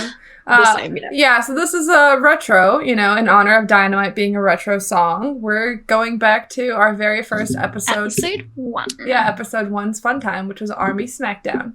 Yes, However, so we did change the topic that we're smacking each other down for. Of course, yes. We are having a debate on which of our answers is correct. And if I do recall, I won last time. Bitch. Okay, that's only because I was being nice. Yeah, okay. So this time I say we just both present our arguments and then we can just put like a Twitter poll up and have people vote on who. Because that way we don't have to worry about being nice. We can, but then, like, how are people going to vote whilst watching the video at the same time? No, afterwards. Yeah, but then people might forget what each question was. We'll put it up. It's fine. We can do it. I'm not gonna back down on any of my points this time. Okay, fine. Wait, one more thing. We'll explain the game first and then I'll say it. Let's go. Alright, so, ARMY Smackdown. Please bear with me. I have like a ridiculously itchy nose. I'm turning into Rudolph because it's becoming red at how much I'm scratching it. Look at that! Red nose! God. So, our topic is Yes. which is the best era for each member. And it's not based on looks, although that could be part of it. It's just overall. Overall, yes. And so, yeah, what I was going to say is, if we picked the same era for like, because we're doing it for each member, say we both picked the same era for Namjoon, then the vote can be decided on who has the best picture. Okay, that's fair. Okay? Alright. So, shall we begin? Yes. Alrighty. So, first, we've got Namjoon. Please tell us the era that you have picked. I have picked Namjoon from Map of the Soul, specifically Map of the Soul 7. I know that's the Map of the Soul era, but like I've also kind of narrowed it down in some cases to which album. So you can clearly tell that is him from the Kinetic Manifesto for On. Yes. Still one of the best music videos they've ever done. Oh my god, it's so good. So I also picked Map of the Soul, as you can see. Mine is from Persona, the introduction. I had the hardest time deciding for Namjoon. Really? Because, yeah, like the other ones I kind of was between maybe two, and then I decided. But with Namjoon, like I feel like he has so much in every era. Like, that is true. the amount of like work that he puts in, specifically like behind the scenes, I don't know, I just really found it difficult to pick which era was best because I feel like Namjoon is one that like shows a different side to him with each era, like very succinctly. So like I almost picked the school era, but then I had to just say no simply because of the hairstyle. But no, I ended up picking Map of the Soul because he said himself like how much creative input he had in this album. And this album very much speaks Namjoon to me. The fact that he had the intro, the fact that it's very psychology driven, the fact that like 0 O'Clock is kind of like a song that he kind of wrote to comfort himself. And I just think you can really see Namjoon's influence filtered throughout this entire album. He looks incredible in this era. And he did the intro for this era, Persona, which is just so fabulous. And yeah, he just seems to have come into his element completely now. I completely agree. Watching his behind on V-Live when he talked about this album, you could see that he went on like a psychological journey writing this, like as they wrote and created this album. And it's, in that live, to me, he seemed like a person at peace with who he was. And with all we know about how much they've gone through, how much he personally has gone through and felt... His identity struggles out of everyone has been very evident. Yeah. And so to see him here being like, I have accepted and love and am proud of who I am is just incredibly reassuring, inspirational, motivational, and just lovely to see. It makes me so happy. Yeah. Okay, so everyone will have to vote on our pictures. Yeah. I'm sorry. I personally think mine is cooler. Nah, because mine's cooler. I'm he sorry. looks the best with blonde, and that is like so badass. Like, yeah.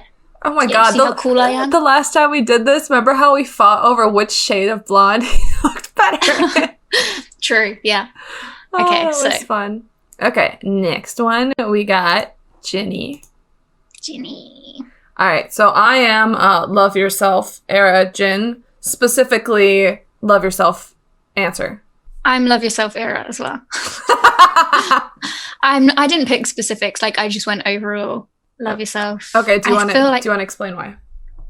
I feel like it's just so Jin's era. It was the first time when he really like shone. You could see that he had more confidence in himself. He was in the center more. He had more lines. His incredible solo of Epiphany that just like it was kind of like the point of the series was Epiphany. Like that was the point, and it was like Jin delivered that. He was the one who gave it across, and like him acting in the highlight reel, and I just felt like he had such a spotlight in this entire era, and he really was the perfect person to embody this concept of loving yourself. And as a person, I feel like he is very good at that, at not like, oh, he's great at loving himself or whatever, but like he's got a really good way of staying positive and staying kind no matter the situation, especially to himself. Yes. Obviously we don't know for sure, but from what he's told us, yeah, so that's why. I think I agree with every one of your points. Epiphany, I think Epiphany also really showed him honing his ballad skills. Like, you hear them talk about it in the Burn the Stage documentary, how over the course of their Wings tour, his ability to sing Awake grew and his ability to perform like that grew. And then with Epiphany, that was him mastering that kind of music style, in my opinion. Yeah. And I was lucky enough to see him sing this live. And before I'd heard him sing the song, I liked it. It was a good song. And then I heard him sing it live. I burst into tears. It was this wave of emotion. And I realized this is where he shines, because it takes his acting background, his ability to emote on his face with his body, his ability to showcase something that most people would hide, right? That vulnerability, that kind of epiphany of, you know, like figuring something out about yourself, about loving yourself. Those are very vulnerable feelings. Those are very vulnerable thoughts. And most people keep that to themselves because they don't want anyone else criticizing them and, you know, hurting them where it would hurt most. And he put that on the outside through his singing, through his performances, through his V-Lives. He really shows his emotion that way, like when he's performing. And I agree with you, like I think it's a great song, but it becomes almost like 5 times more incredible when it's live, because there's a difference between putting something into an auditory form and then like appearing on stage and giving it a complete like 8D experience. And 8D, the amount of people, totally right. Yeah, but like the amount of people that have said that Jin's performance was their favorite out of every performance during the like Love Yourself, Speak Yourself tour, how like it was always his, and that most people didn't go in thinking that Jin's would be their favorite performance, but it was, because it was just so moving and emotional. And yeah, and for someone who we've known that, you know, dancing wasn't his favorite thing, wasn't the thing he was best at, you know, he's said before that he feels like he lacks in areas compared to the other members. That point, Epiphany, was him realizing, coming to a place where he had a mastery that nobody could compete with in what he was doing in that kind of ballad performance.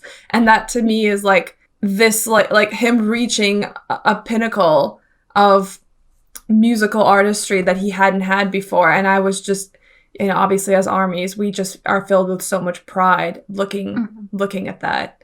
And, you know, I feel like this was also the era where he stopped kind of questioning his place in the team and what he could bring.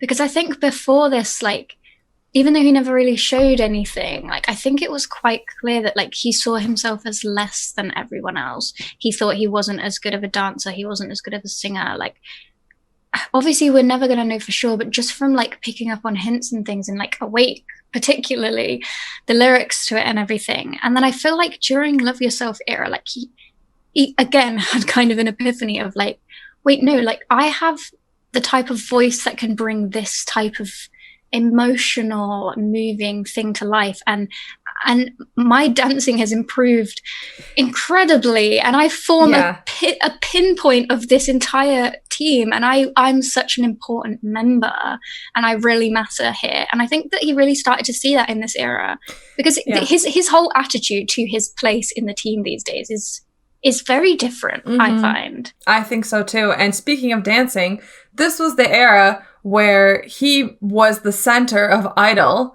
during there was an MMA performance. I'm not sure. Yeah, where they did Idol, and it was all, like, the traditional stuff. Like, we had the like 3J dance, and then they all did Idol. And then he switched with JK and became the center. And it's like he's been more of the center at various parts of other songs since then.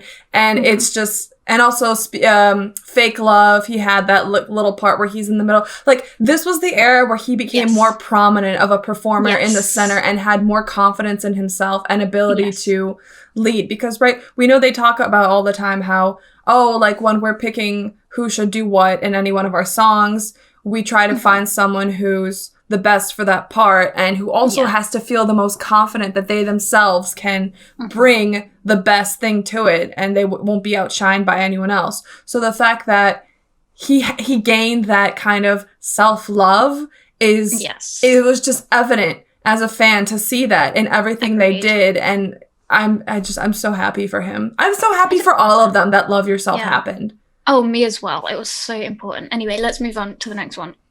Wait, we don't want to gush on the pictures again. We want to gush about Jin some more. We did that. It would be part 2 of our last week. We did, yeah. We could, but we would be here all night. All right, Yoongi. Those look similar. Wait, you've picked August D. I did. It's the picture. So August D. That's not an era. I'm not picking it. August D came out in 2016. And the year before had been HYYH. HYYH is the era I'm picking, but I believe that a lot of the music that was put on August D was written during this time. Okay, right. Ooh, come on, everybody has to agree that HYYH has been Yoongi's best era. Like, the amount that he is an influence in this era is so evident to me. He did both the intros, and they were so personal and raw, and, like, I listened to him talk about the album, and, like, he mentioned, like, how much of a difficult time he had making these, because, like, it is kind of him putting his heart and soul into the intro of an album, and, like, it was the first time he was doing that. Plus he also, like, wrote and produced songs on these albums, and he looked incredible with his green hair. Yeah. And I don't know, and I think the whole concept of this as well, this kind of rebellious yet pained yet hopeful, like, feeling, I feel like he embodies that a lot. Like, the whole kind of message of this era was, like, this is the most beautiful moment in life, but it's also painful, and it's hard, full of a lot difficult. full of a lot of turmoil, inner turmoil, of things you have to overcome and resolve, and you can't ignore them, even if you want to. Exactly. And so, I don't know, I think he just really stood out in this entire era, and I think of Yoongi, I think of HYYH. Agree completely, and that's why my picture is of him from August D, because in August D is him also confronting all of the demons of his past, all of the things that he's gone through, and accepting that there are dark things a part of him, like his hunger and greed to be the best, and also, like, accepting that those things are dangerous and they can, result in bad mental health and, really skew your enjoyment of life. And then also him wishing for a better future and wanting the best for himself and for others. Yes. And again, this is why I love their mixtapes, because it gives you a glimpse in time into their minds. And Yes. then I love that all of these exist. And then now we have Map of the Soul 7, where they revisited these topics, I guess, in a more, I don't know, official capacity, in a more performative sense. But it's those same ideas. And because we've seen them already talk about them, perform them, create other songs about them in their own mixtapes, it feels that much more genuine. Mm-hmm. Yeah. Yeah, I really love their mixtapes. I think they're amazing, and I think they put so much of themselves into them that I understand why it takes them like so long to get them done, because they're trying to like, it's kind of like a time capsule for themselves. Exactly. At a moment in time. So yes. Okay, so again, you'll have to vote on the picture. We are very similarly minded, aren't we? you know what's funny? I picked all of mine. I found my pictures. Then I went and saw your pictures. I had no idea for half of these. Like, I don't even know if we've picked... I don't know what era you picked for most of them because I couldn't tell from the picture. Oh, fair enough. So it's just so funny that we're like, oh, it's the same era. I'm like, oh, I even looked at this yesterday. I didn't guess. I've not seen yours yet. So. Okay, next is Hobie. So I picked the Wings era. What did you I also picked the Wings era. Okay, let me explain my first this time. So first off, he has an incredible intro and music video with what is it? What is it? Boy Meets Evil. Boy Meets Evil. My mind was going boy sin. I'm like, pretty sure that's not the word, but okay. Boy Meets Evil. And I loved that they showcased his dancing and they didn't force him to just stand somewhere, I don't know, and sing. Like, it's so him expressing... This was the first intro that actually had a real video and not a lyric video. Because all the others were just lyric videos. Mm-hmm.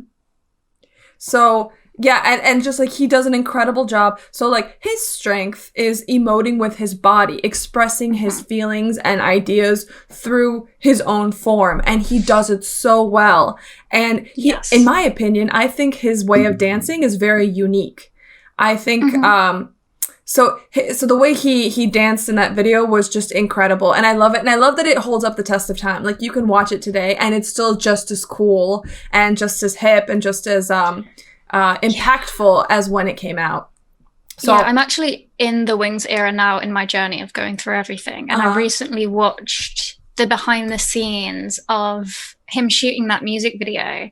And he was both so excited but so nervous. And he'd put in, like, I think he said he'd worked like 3-4 times as hard practicing for this. And he worked all day, like constantly repeating it over and over and over again, to the point that the staff were literally like, we have so much respect for you, like for how much work you have put in to get this done. And it was amazing to see that, and how much work he puts into his craft, into getting it exactly how he wants it to. And like, he was such a perfectionist when doing it, and it was incredible. And the whole thing is just incredible. Agree. And so the Wings era is also where he wrote his song Mama to his mom. And I just think that for him is like the culmination of everything his parents have done, and especially his mom has done, to let him pursue his dream, and allow him to diverge from the expected path of academics and schooling to pursue something that he was really passionate about and really interested in: dance, performing. And the love and the gratitude you can feel in that song. I love that song. And his live performance of this song with the choir, and with how much he's just like running around the stage in pure just pride. Yeah. It's just amazing. I love That's it. where my picture is from, I think. And the Mine choir. is from the concept photos. Yeah. And Isn't it so nice? Yeah, and I still remember from, I think it's Burn the Stage, where they were performing, where was it? Was it Japan? And the audio gave out. And so he just, like, you know how the music goes out and then it comes back during Mama? I think it was in Burn the Stage where they showed him performing, the music cut out, and then it didn't come back. So then ARMY's just, like, started singing it with him to, like, help him continue the song. That's sweet. I haven't seen that. Oh, I have. I've seen them on stage. So Yeah. I just haven't seen it in a while. Yeah. And then also this is the era where he had those amazing performances on MMA and Mama with Jimin, without him. This was just like, this was the highlighting Hobie's ability to dance and use his body. Yes. So yeah, like I picked it for pretty similar reasons. I agree with everything you said. And I feel like before this point, Hobie was an essential member of the team, but like you'd not seen Jung Ho Seok, like the incredible, like one, like him by himself, like his dance, like solo dance, and his intro with like him having a whole song to himself. And then I would say he's probably the star of Blood, Sweat and Tears, like the music video and the song. He had so many parts in it. He embodies the song so well. He pulls off that kind of like temptuous, almost like sexy and wrong but right kind of vibe so well. And he just was featured so much in this era, and I was so happy about it, because even though he'd been an essential member of the team, like I feel like he'd never really been given that platform to shine until this point. And like when you watch the performances from the Wings era and all the things, you sit there and you're like, damn, he is a star. How did I not pick up on that before? Like, I thought he was great, but he is incredible. Like, I feel like Wings allowed that to happen for him. Yeah. And I was just really happy that he got that. And he just shines so much during this era. Agreed. Boy, this is a great smackdown. We don't disagree on anything. I know, right? We just, like, picked everything the same. Okay, all right. Next one is Jimin. Okay, I think we finally diverge. Yes, we've picked different. All right, so I picked Jimin from Love Yourself era because I really think this was the era where he grew into his own.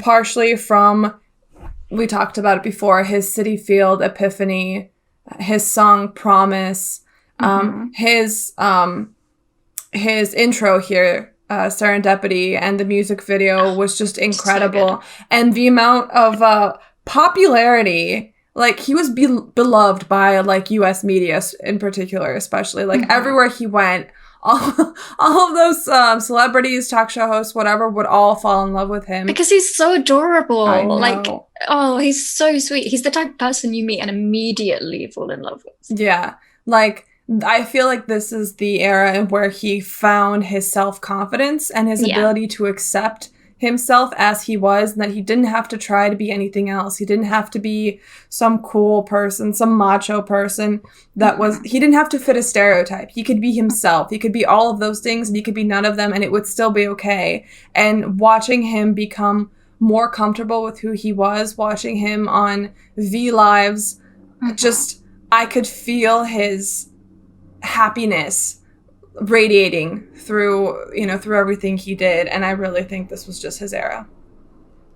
Yeah, I mean, I think Love Yourself would have been my second option. I think he's really shines there as well. So I picked HYYH, and I think I love his orange hair. I know. First of all, his orange hair. Second of all, perfect man. But yes, I feel like in HYYH, like one of the reasons I picked this is because remember that concert? I can never remember which one it is, but it's the one with the live band, and it's during HYYH. He has orange hair. Is it an epilogue? It might be epilogue, yeah. I'm not sure, but one of them. And every time I watch that concert, I think that Jimin is phenomenal. I think they're all amazing in that concert, but like, I feel it's the original. It's like the first HYYH. Okay, yeah.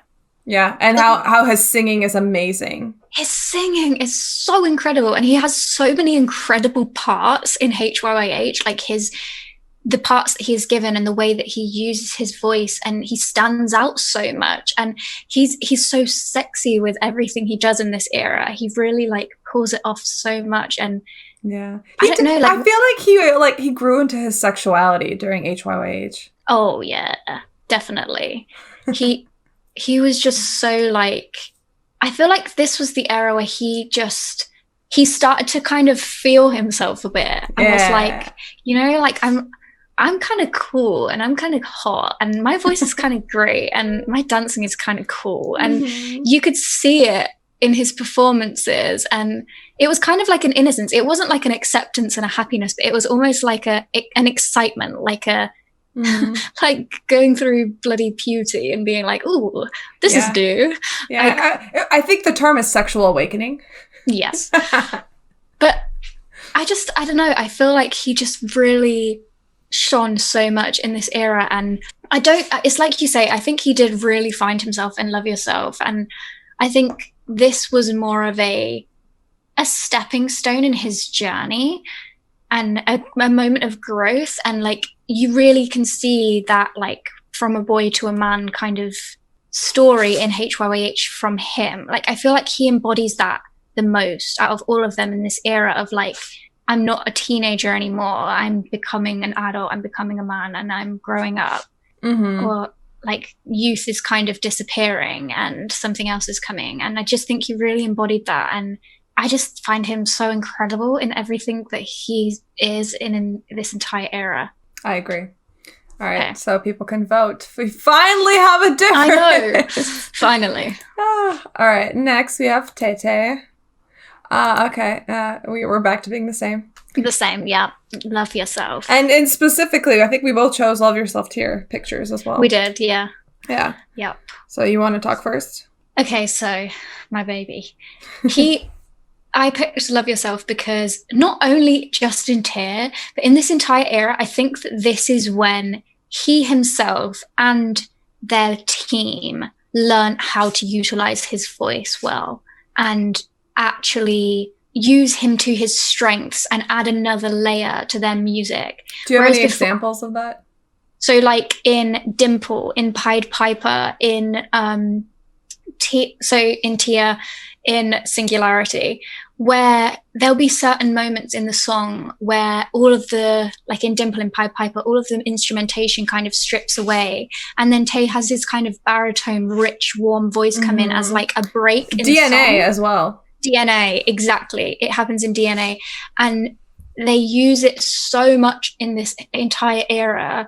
And the thing is, this is one of the things that Tay's voice is so perfect for in a group setting, because his voice is so different to everybody else's. And I don't think they have any other baritones. Like, no, he's the only one. He's the only one. So, and before this, I felt like he had to try to fit his voice into the music that was made for others. Whereas I feel like in Love Yourself, there were specific moments to highlight his skill set. And like when I first watched DNA, like that was one of the moments when the whole thing comes in and there's that like deep, like rich, warm voice that was so different to everything else that it's like a shock to your senses again. And it's like, oh my God, I love this. And so in Love Yourself, like his voice just shone for me. I think his voice has always been incredible, but I don't think it was used. I think you're very right. I had never thought of that, but it makes a lot of sense. I agree with you. And I just think that like the way that he was used in this album and since then in albums moving forward, not the way that he was used, but the way that his voice was utilized and the way that he learned to kind of use it himself and what his strengths were. And it added such a different dynamic to their music that really elevated it. And plus he's just so beautiful in every era. His like curly blonde hair in her era, his like just everything about Love Yourself tier. That bloody lip ring, that Singularity music video. You know what I will also add to that? I think he too grew in terms of performing during Love Yourself.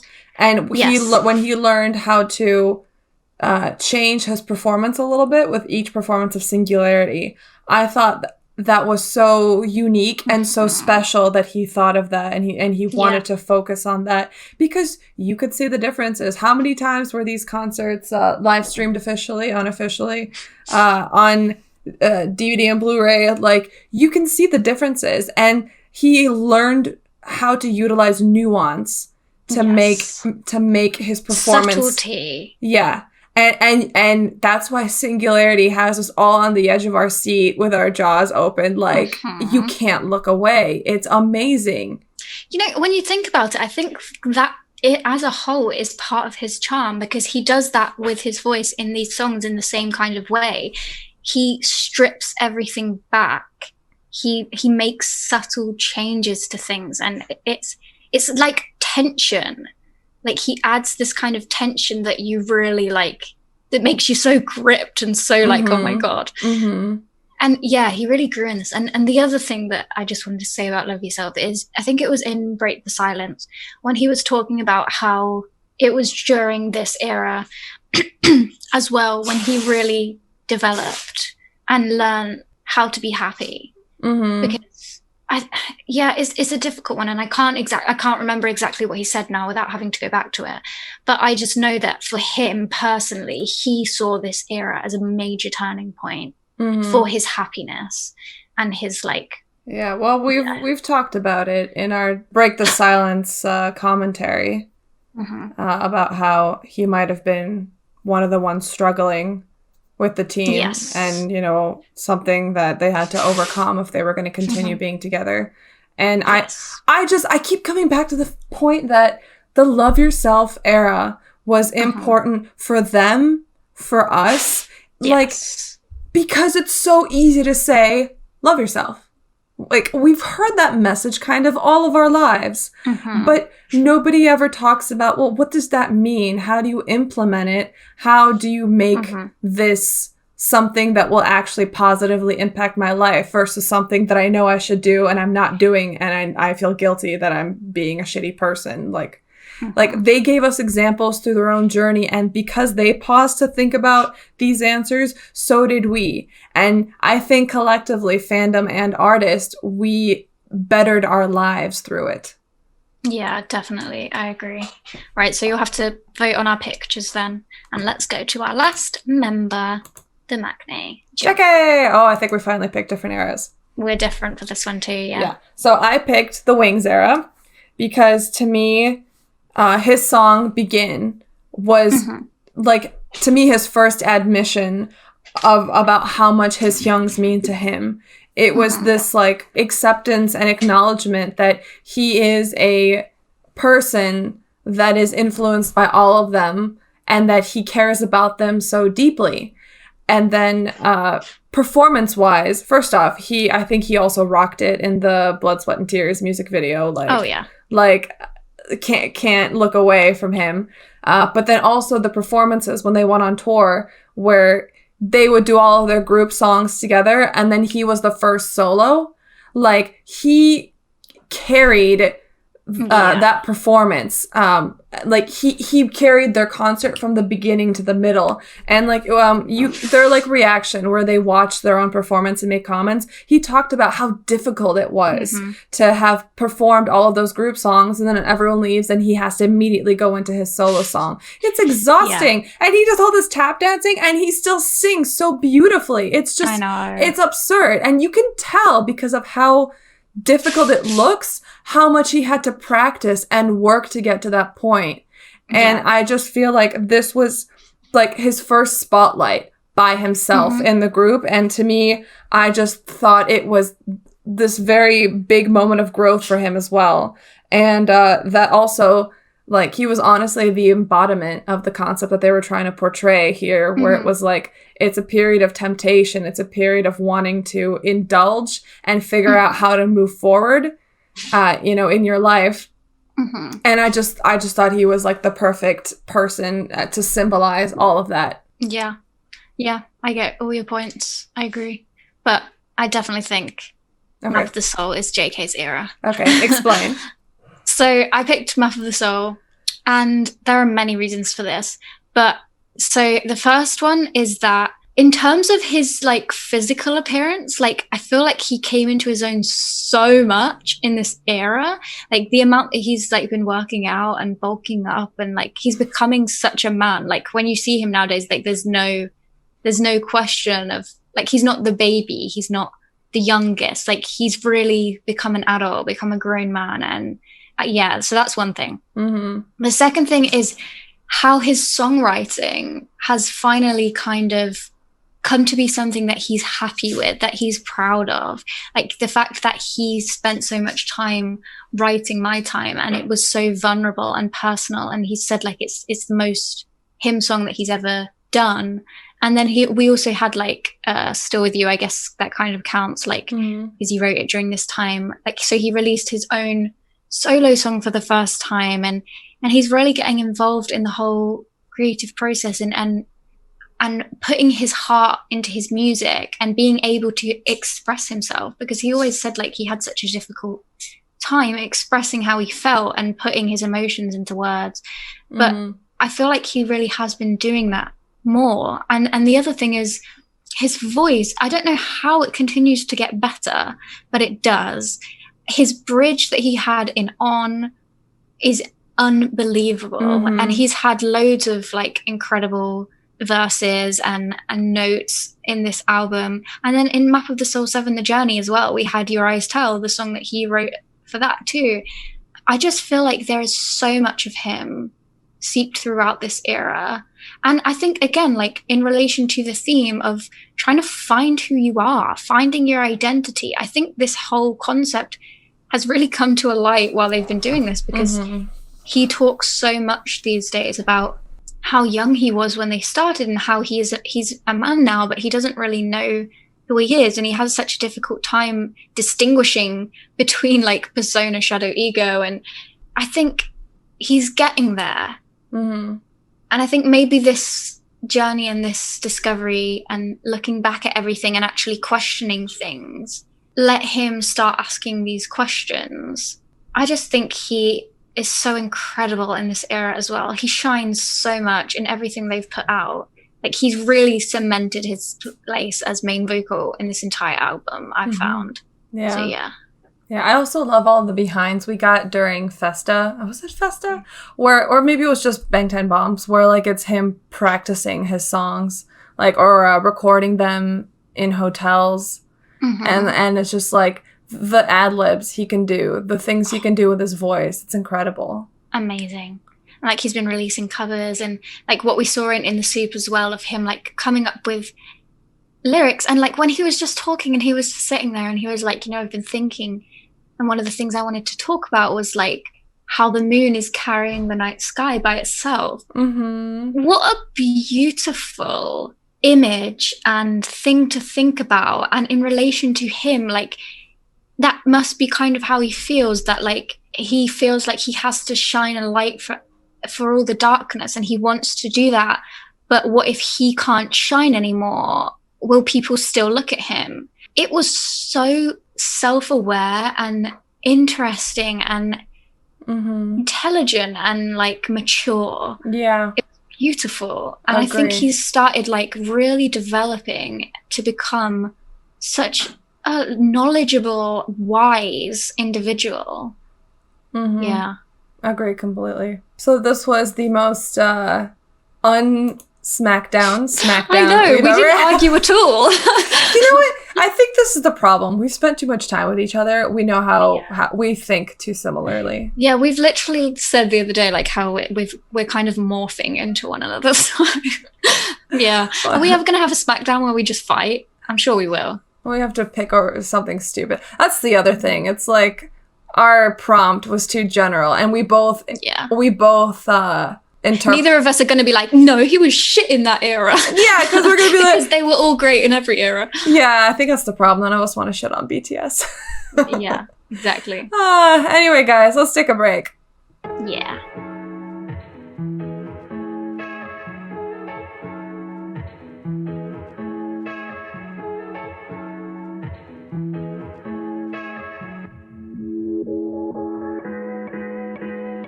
Shoes on, get up in the morning, cup of milk, let's rock and roll. Kick out, kick the drum, rolling on like a rolling stone. Sing song when I'm walking home, jump up to the top of the brown. Ding dong, call me on my phone, nice tea, and I get my ping pong.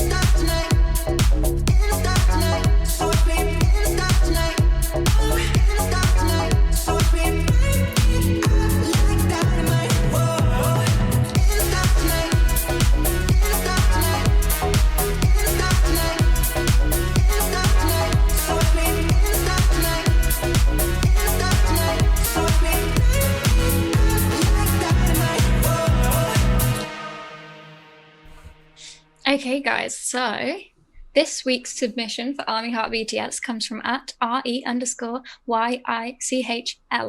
So I'm not going to pronounce it.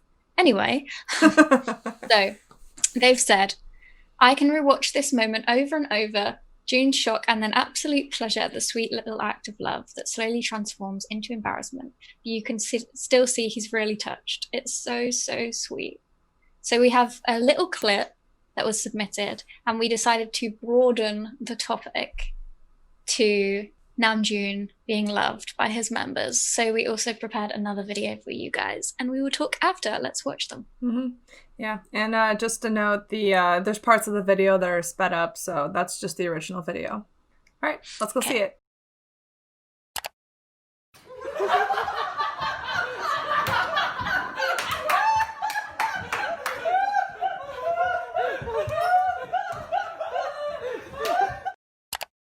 우리 랩몬 형은 항상 언제나 떳떳하고 잘해왔기 때문에 올해도 지금처럼 꾸준히 멋있는 모습 많이 보여주시면 감사하겠습니다. 파이팅 하십시오.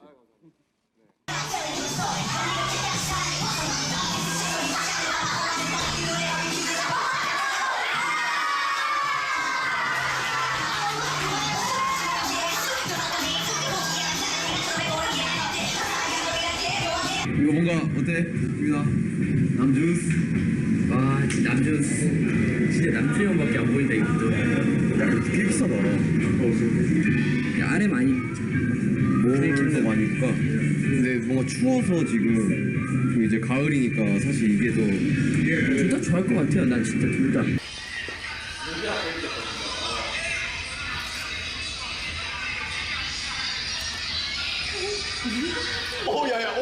야, 느낌 있어. 야, 이거 진짜 느낌 있어, 진짜. 엄청 잘 쳤어.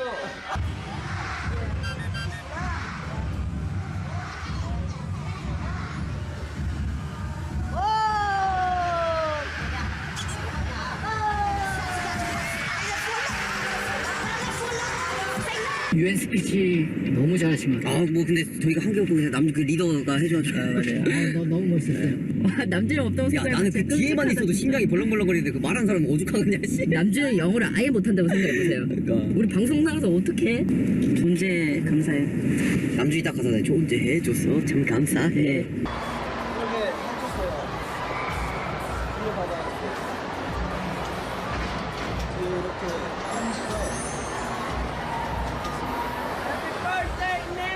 근데 약간 며칠 떨어져 있으면 다시 보고 싶은 사람들. He said when we sometimes we have vacation and don't see each other for like a week, and he said he already miss like each other. So Yeah, I'm proud of you. thank you for touching me. 며칠 떨어져 있으면 연락. 있나요? 일단 별 카페에 커피가 묻어 있는. 별 카페 커피 어디죠? 여기 있습니다. 이야. 사실은 저희 팀에서 가장 잘생긴 사람이 준 가장 잘생긴 사람 누구죠? 그런 생일 선물입니다. 이야. 네? 그러니까요. 쓴 적이 없는데 이상하다. 예. 아 우리 진영이. 와.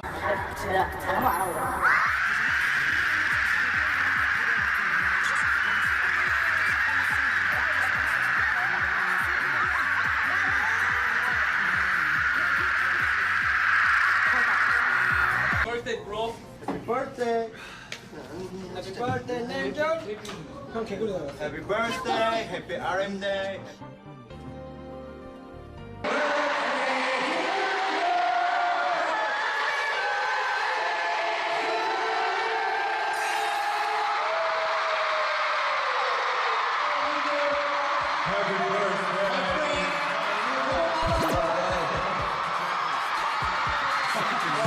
솔직히 그거 한번 진영 겁니다. 그거 영상 볼 때 좀 찔끔 눈물 흘렸어요. 뭐? 그 이용하세요 할 때. 시티필드였죠? 우리 남주 형 얘기 듣고 감명이 깊었다니까 이걸 볼 팬분들한테 한마디 해주시죠. 오케이, 좋습니다.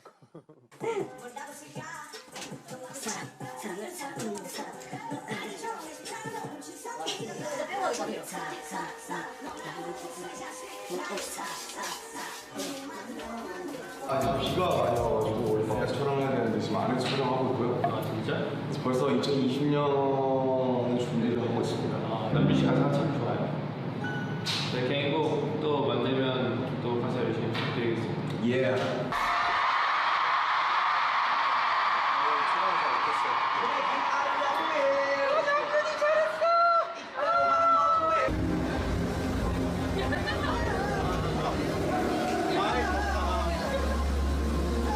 오늘 되게 뭐야? 남준 형이 진짜 잘했어요. 자, 우리 리더에게 박수. 남준 형이 진짜 잘했고 확실히 애들이 있으니까 약간 좀 힘이 생기더라고. 사랑해요. 보고 싶다. 나도 앞에서 볼래. 나도 이런 거 한번 구경하자. 앉아서 보자, 앉아서. 자, 다 같이 보자. 하나, 둘, 셋.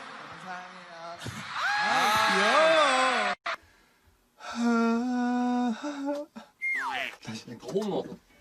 저 말고 다른 애 합시다. 다 했잖아, 우리 거의. 정국이 추천. 적극이 되게. 안 되면 레몬 형이 해요 그냥. 레몬 형 코러스 신이에요. 레몬 형은 형 랩에 코러스 형이 나올걸요?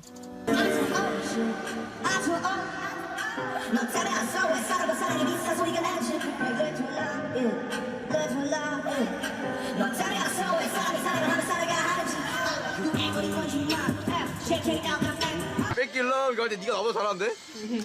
인정 많았습니다. 이거 봐요. 한 동작. 이걸로 전 죽어도 해요. 호박 괜찮아? 합격이야? 이거 댄스 완전. 감동이다. 야, 이따 더 빡세게 할게.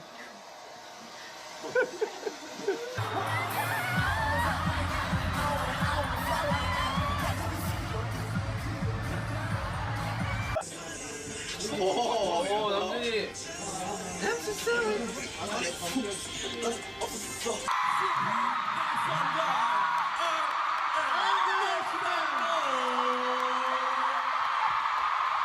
My bro.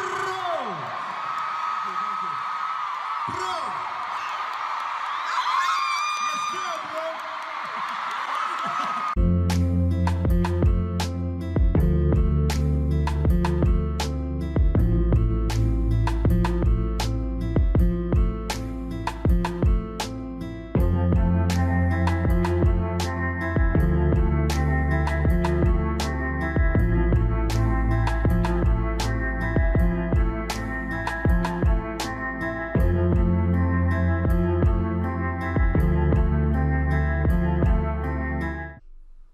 Okay.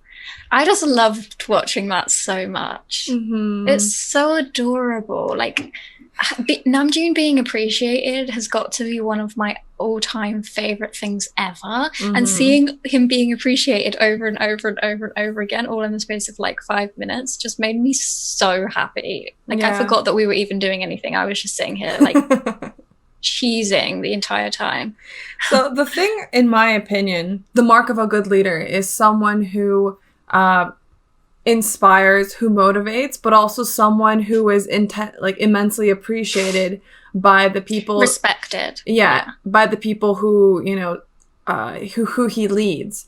So to see BTS themselves over and over again express how much affection they have for this man validates how great of a leader he is and how impactful his role has been for him. Yes, I completely agree. And honestly, like, in terms of him as a leader, I feel like the other members just know how much he does and knows how much he contributes and are so grateful for that.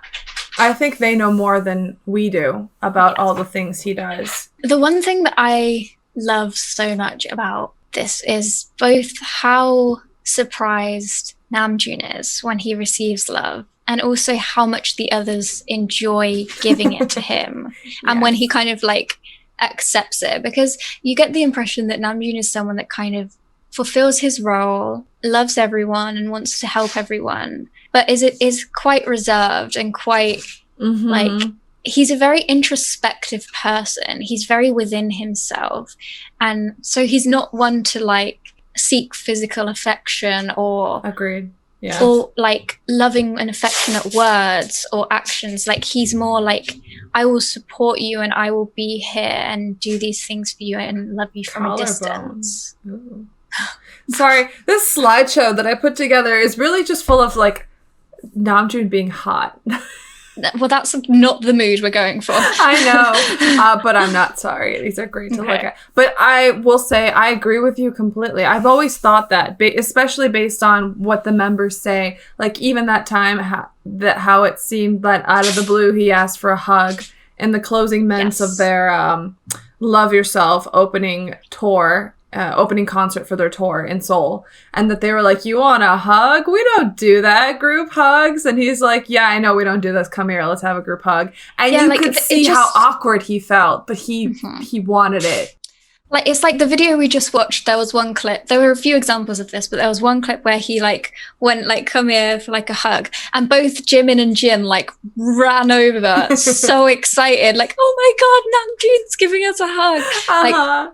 And it was so sweet. And the same with the very first clip we saw of like when JK like gives him a kiss on the forehead. Like I love that they posted that. And I know. So the thing that you don't notice about that Twitter, it's like they posted it on Twitter. But the very first thing is they posted a video that had no video. It was just the sound of that. And then they replied to that tweet and were like, "Okay, one more time." And this time it was with the video. And I remember it being posted and all of us being like, why did they post this? Like, thank you. We really needed this. But also, why were you so determined to share this with us? And why are they laughing so hysterically? Because that's what I mean. Like, I feel like it took Namjoon so much by surprise because he's not used to being given any sort of physical affection. But he really enjoyed receiving that, especially from Jungkook, who is like Namjoon's baby. I wonder if they told Jungkook like, "Okay, you go do that. We'll film it." I think they did. Like, I think it was like a ploy, and that's why they had it on camera. Like, he went up, gave him a kiss on the forehead, and then Namjoon is like a child, like on Christmas morning, and everyone finds it so funny because like Namjoon is not one to ever show that kind of affection or reaction, and it's so adorable. Yeah, and then he's just sitting there like red and like giggling to himself. Oh.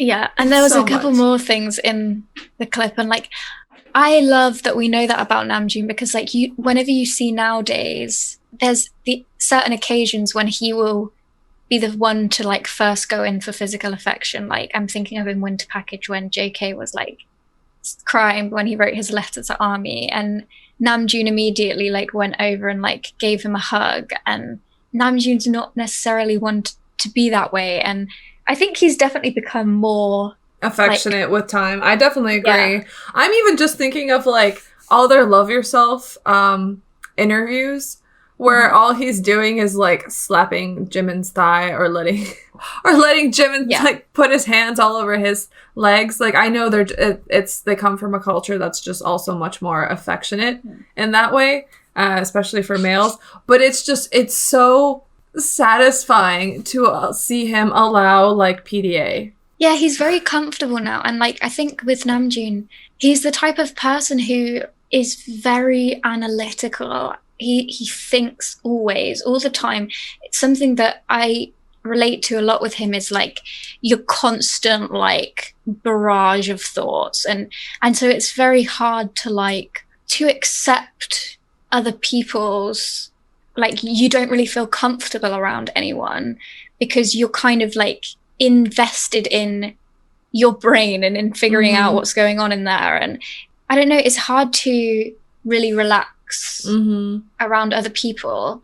And I think Namjoon is very similar because when you're so introspective and you're constantly overthinking about everything, like you're only really comfortable when you're by yourself because your brain has a time to relax and to just focus on what's happening here and now. And but obviously over time and spending so much time with these people, Namjoon has almost built his own family and he's at the head of that. And he gives so much love to them and they give so much love to him, and they kind of like make up for each other's weaknesses. And this might be just me, but like I always kind of got the impression that even with his family, he was never like super close with them or comfortable.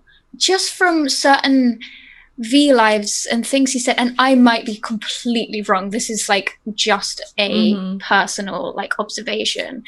But I think he's just somebody that finds it very hard to like ever let his guard all the way down and actually open up fully to people. Whereas you can see that that's happened now with all the other members, and he's just accepted completely for who he is. And I think having that environment for somebody like Namjoon, who is so overly analytical of himself, really helped for him to be more accepting of who he is and realize that he's worthy of love and he doesn't have to focus on the negatives because there is positives. And I don't know, I just get the impression that they really changed something in him.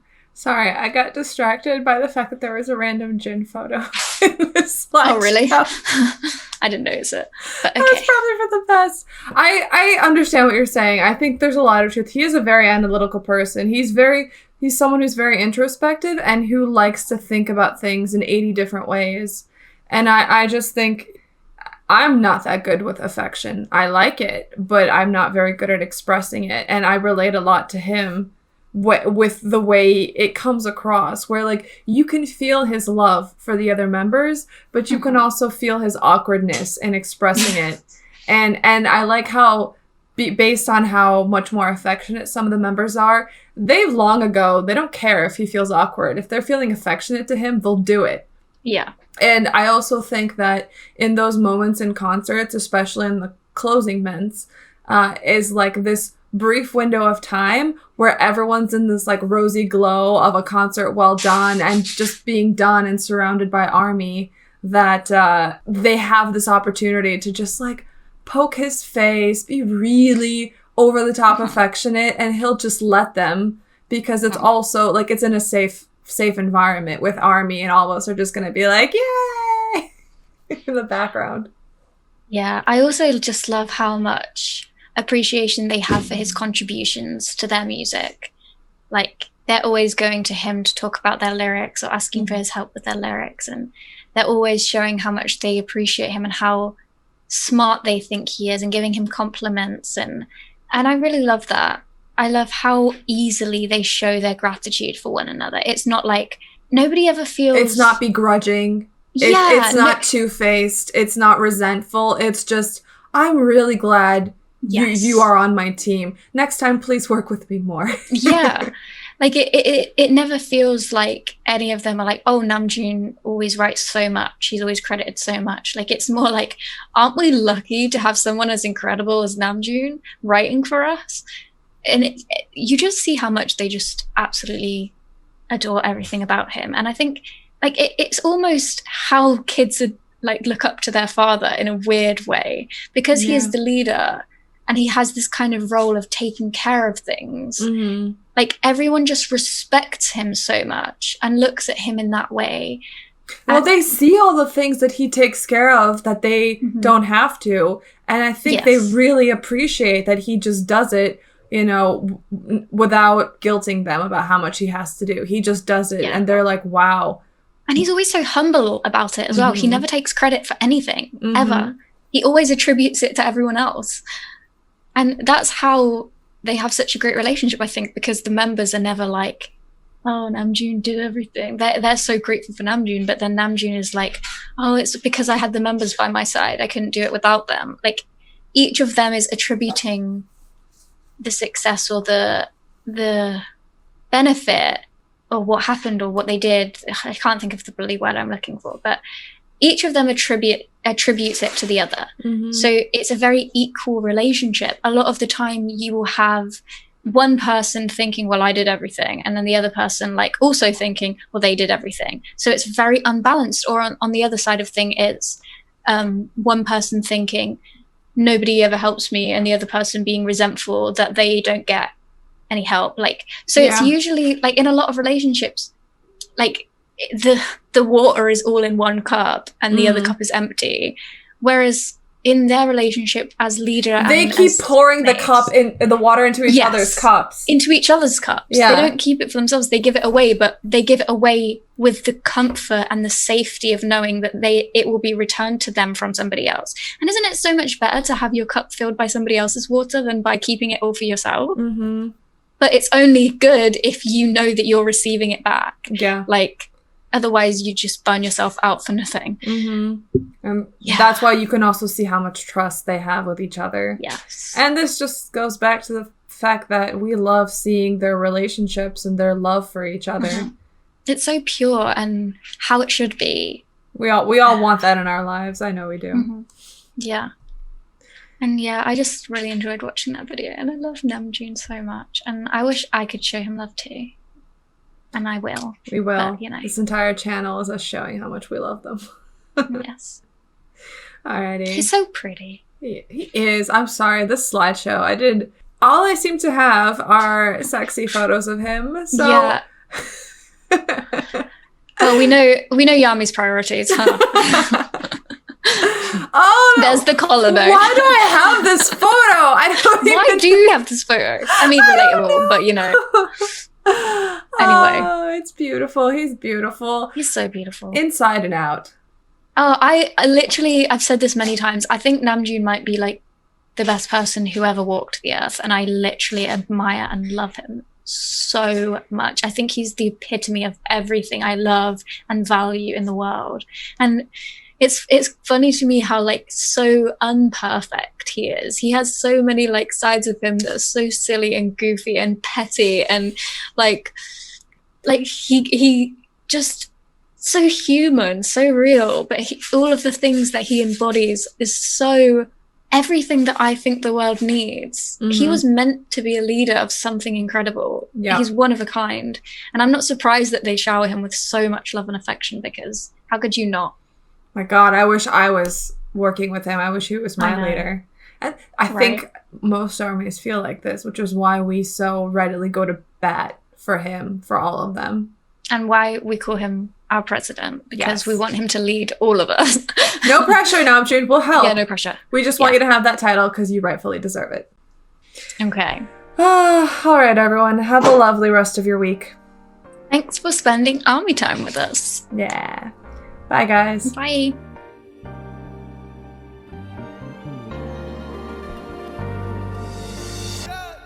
Is this love? Yeah. Is this love? Yeah. Sometimes I know. Yeah. Sometimes I don't. Yeah. 이 다음 끝사. 뭐라고 쓸까? 너무 많은 말이 날 돌지만 내 마음 같은 게 하나. 그냥 느껴져. 해가 뜨고 나면 꼭다리 뜨듯이 손톱이 자라듯 겨울이 오면 나무들이 한올 한올 옷을 벗듯이 넌 나의 기억을 추억으로 바꿀 사람, 사람을 사랑으로 만들 사람. 널 알기 전 내 심장은 온통 직선뿐이던 거야. 난 그냥 살아 넌 나의 모든 목소리 잠시 나를 살아 으로 만들어 우리 살아 저 무수히 많은 직선에서 내 살아 살짝 앉은 하트. I live so I love. I live so I love. I live so I love. I live so I love. You make I to an O shit. I to an O. 너 때문에 알았어 왜 사람과 사랑이 비슷한 소리가 나는지. You make live to a love. Live to a love. Yeah. 너 때문에 알았어 왜 사람이 사랑을 하며 살아가 하는지. 아와 유의 거리 멀지만 Fuck JKLMN Pick your arrest 모든 글자 건너 내가 내게 닿지. 화내와 내도 똑같은 소리가 나잖아. 그렇다고 내가 넌 아니지만 너의 직장의 일부가 되고파. 너의 소설에 난 참견하고파. 연인으로 난 그냥 살아 넌 나의 모든 목소리 잠시 나를 살아 으로 만들어 우리 살아 저 무수히 많은 직선에서 내 살아 그 위에 살짝 앉은 하트. I live so I love. I live so I love. I live so I love. I live so I love.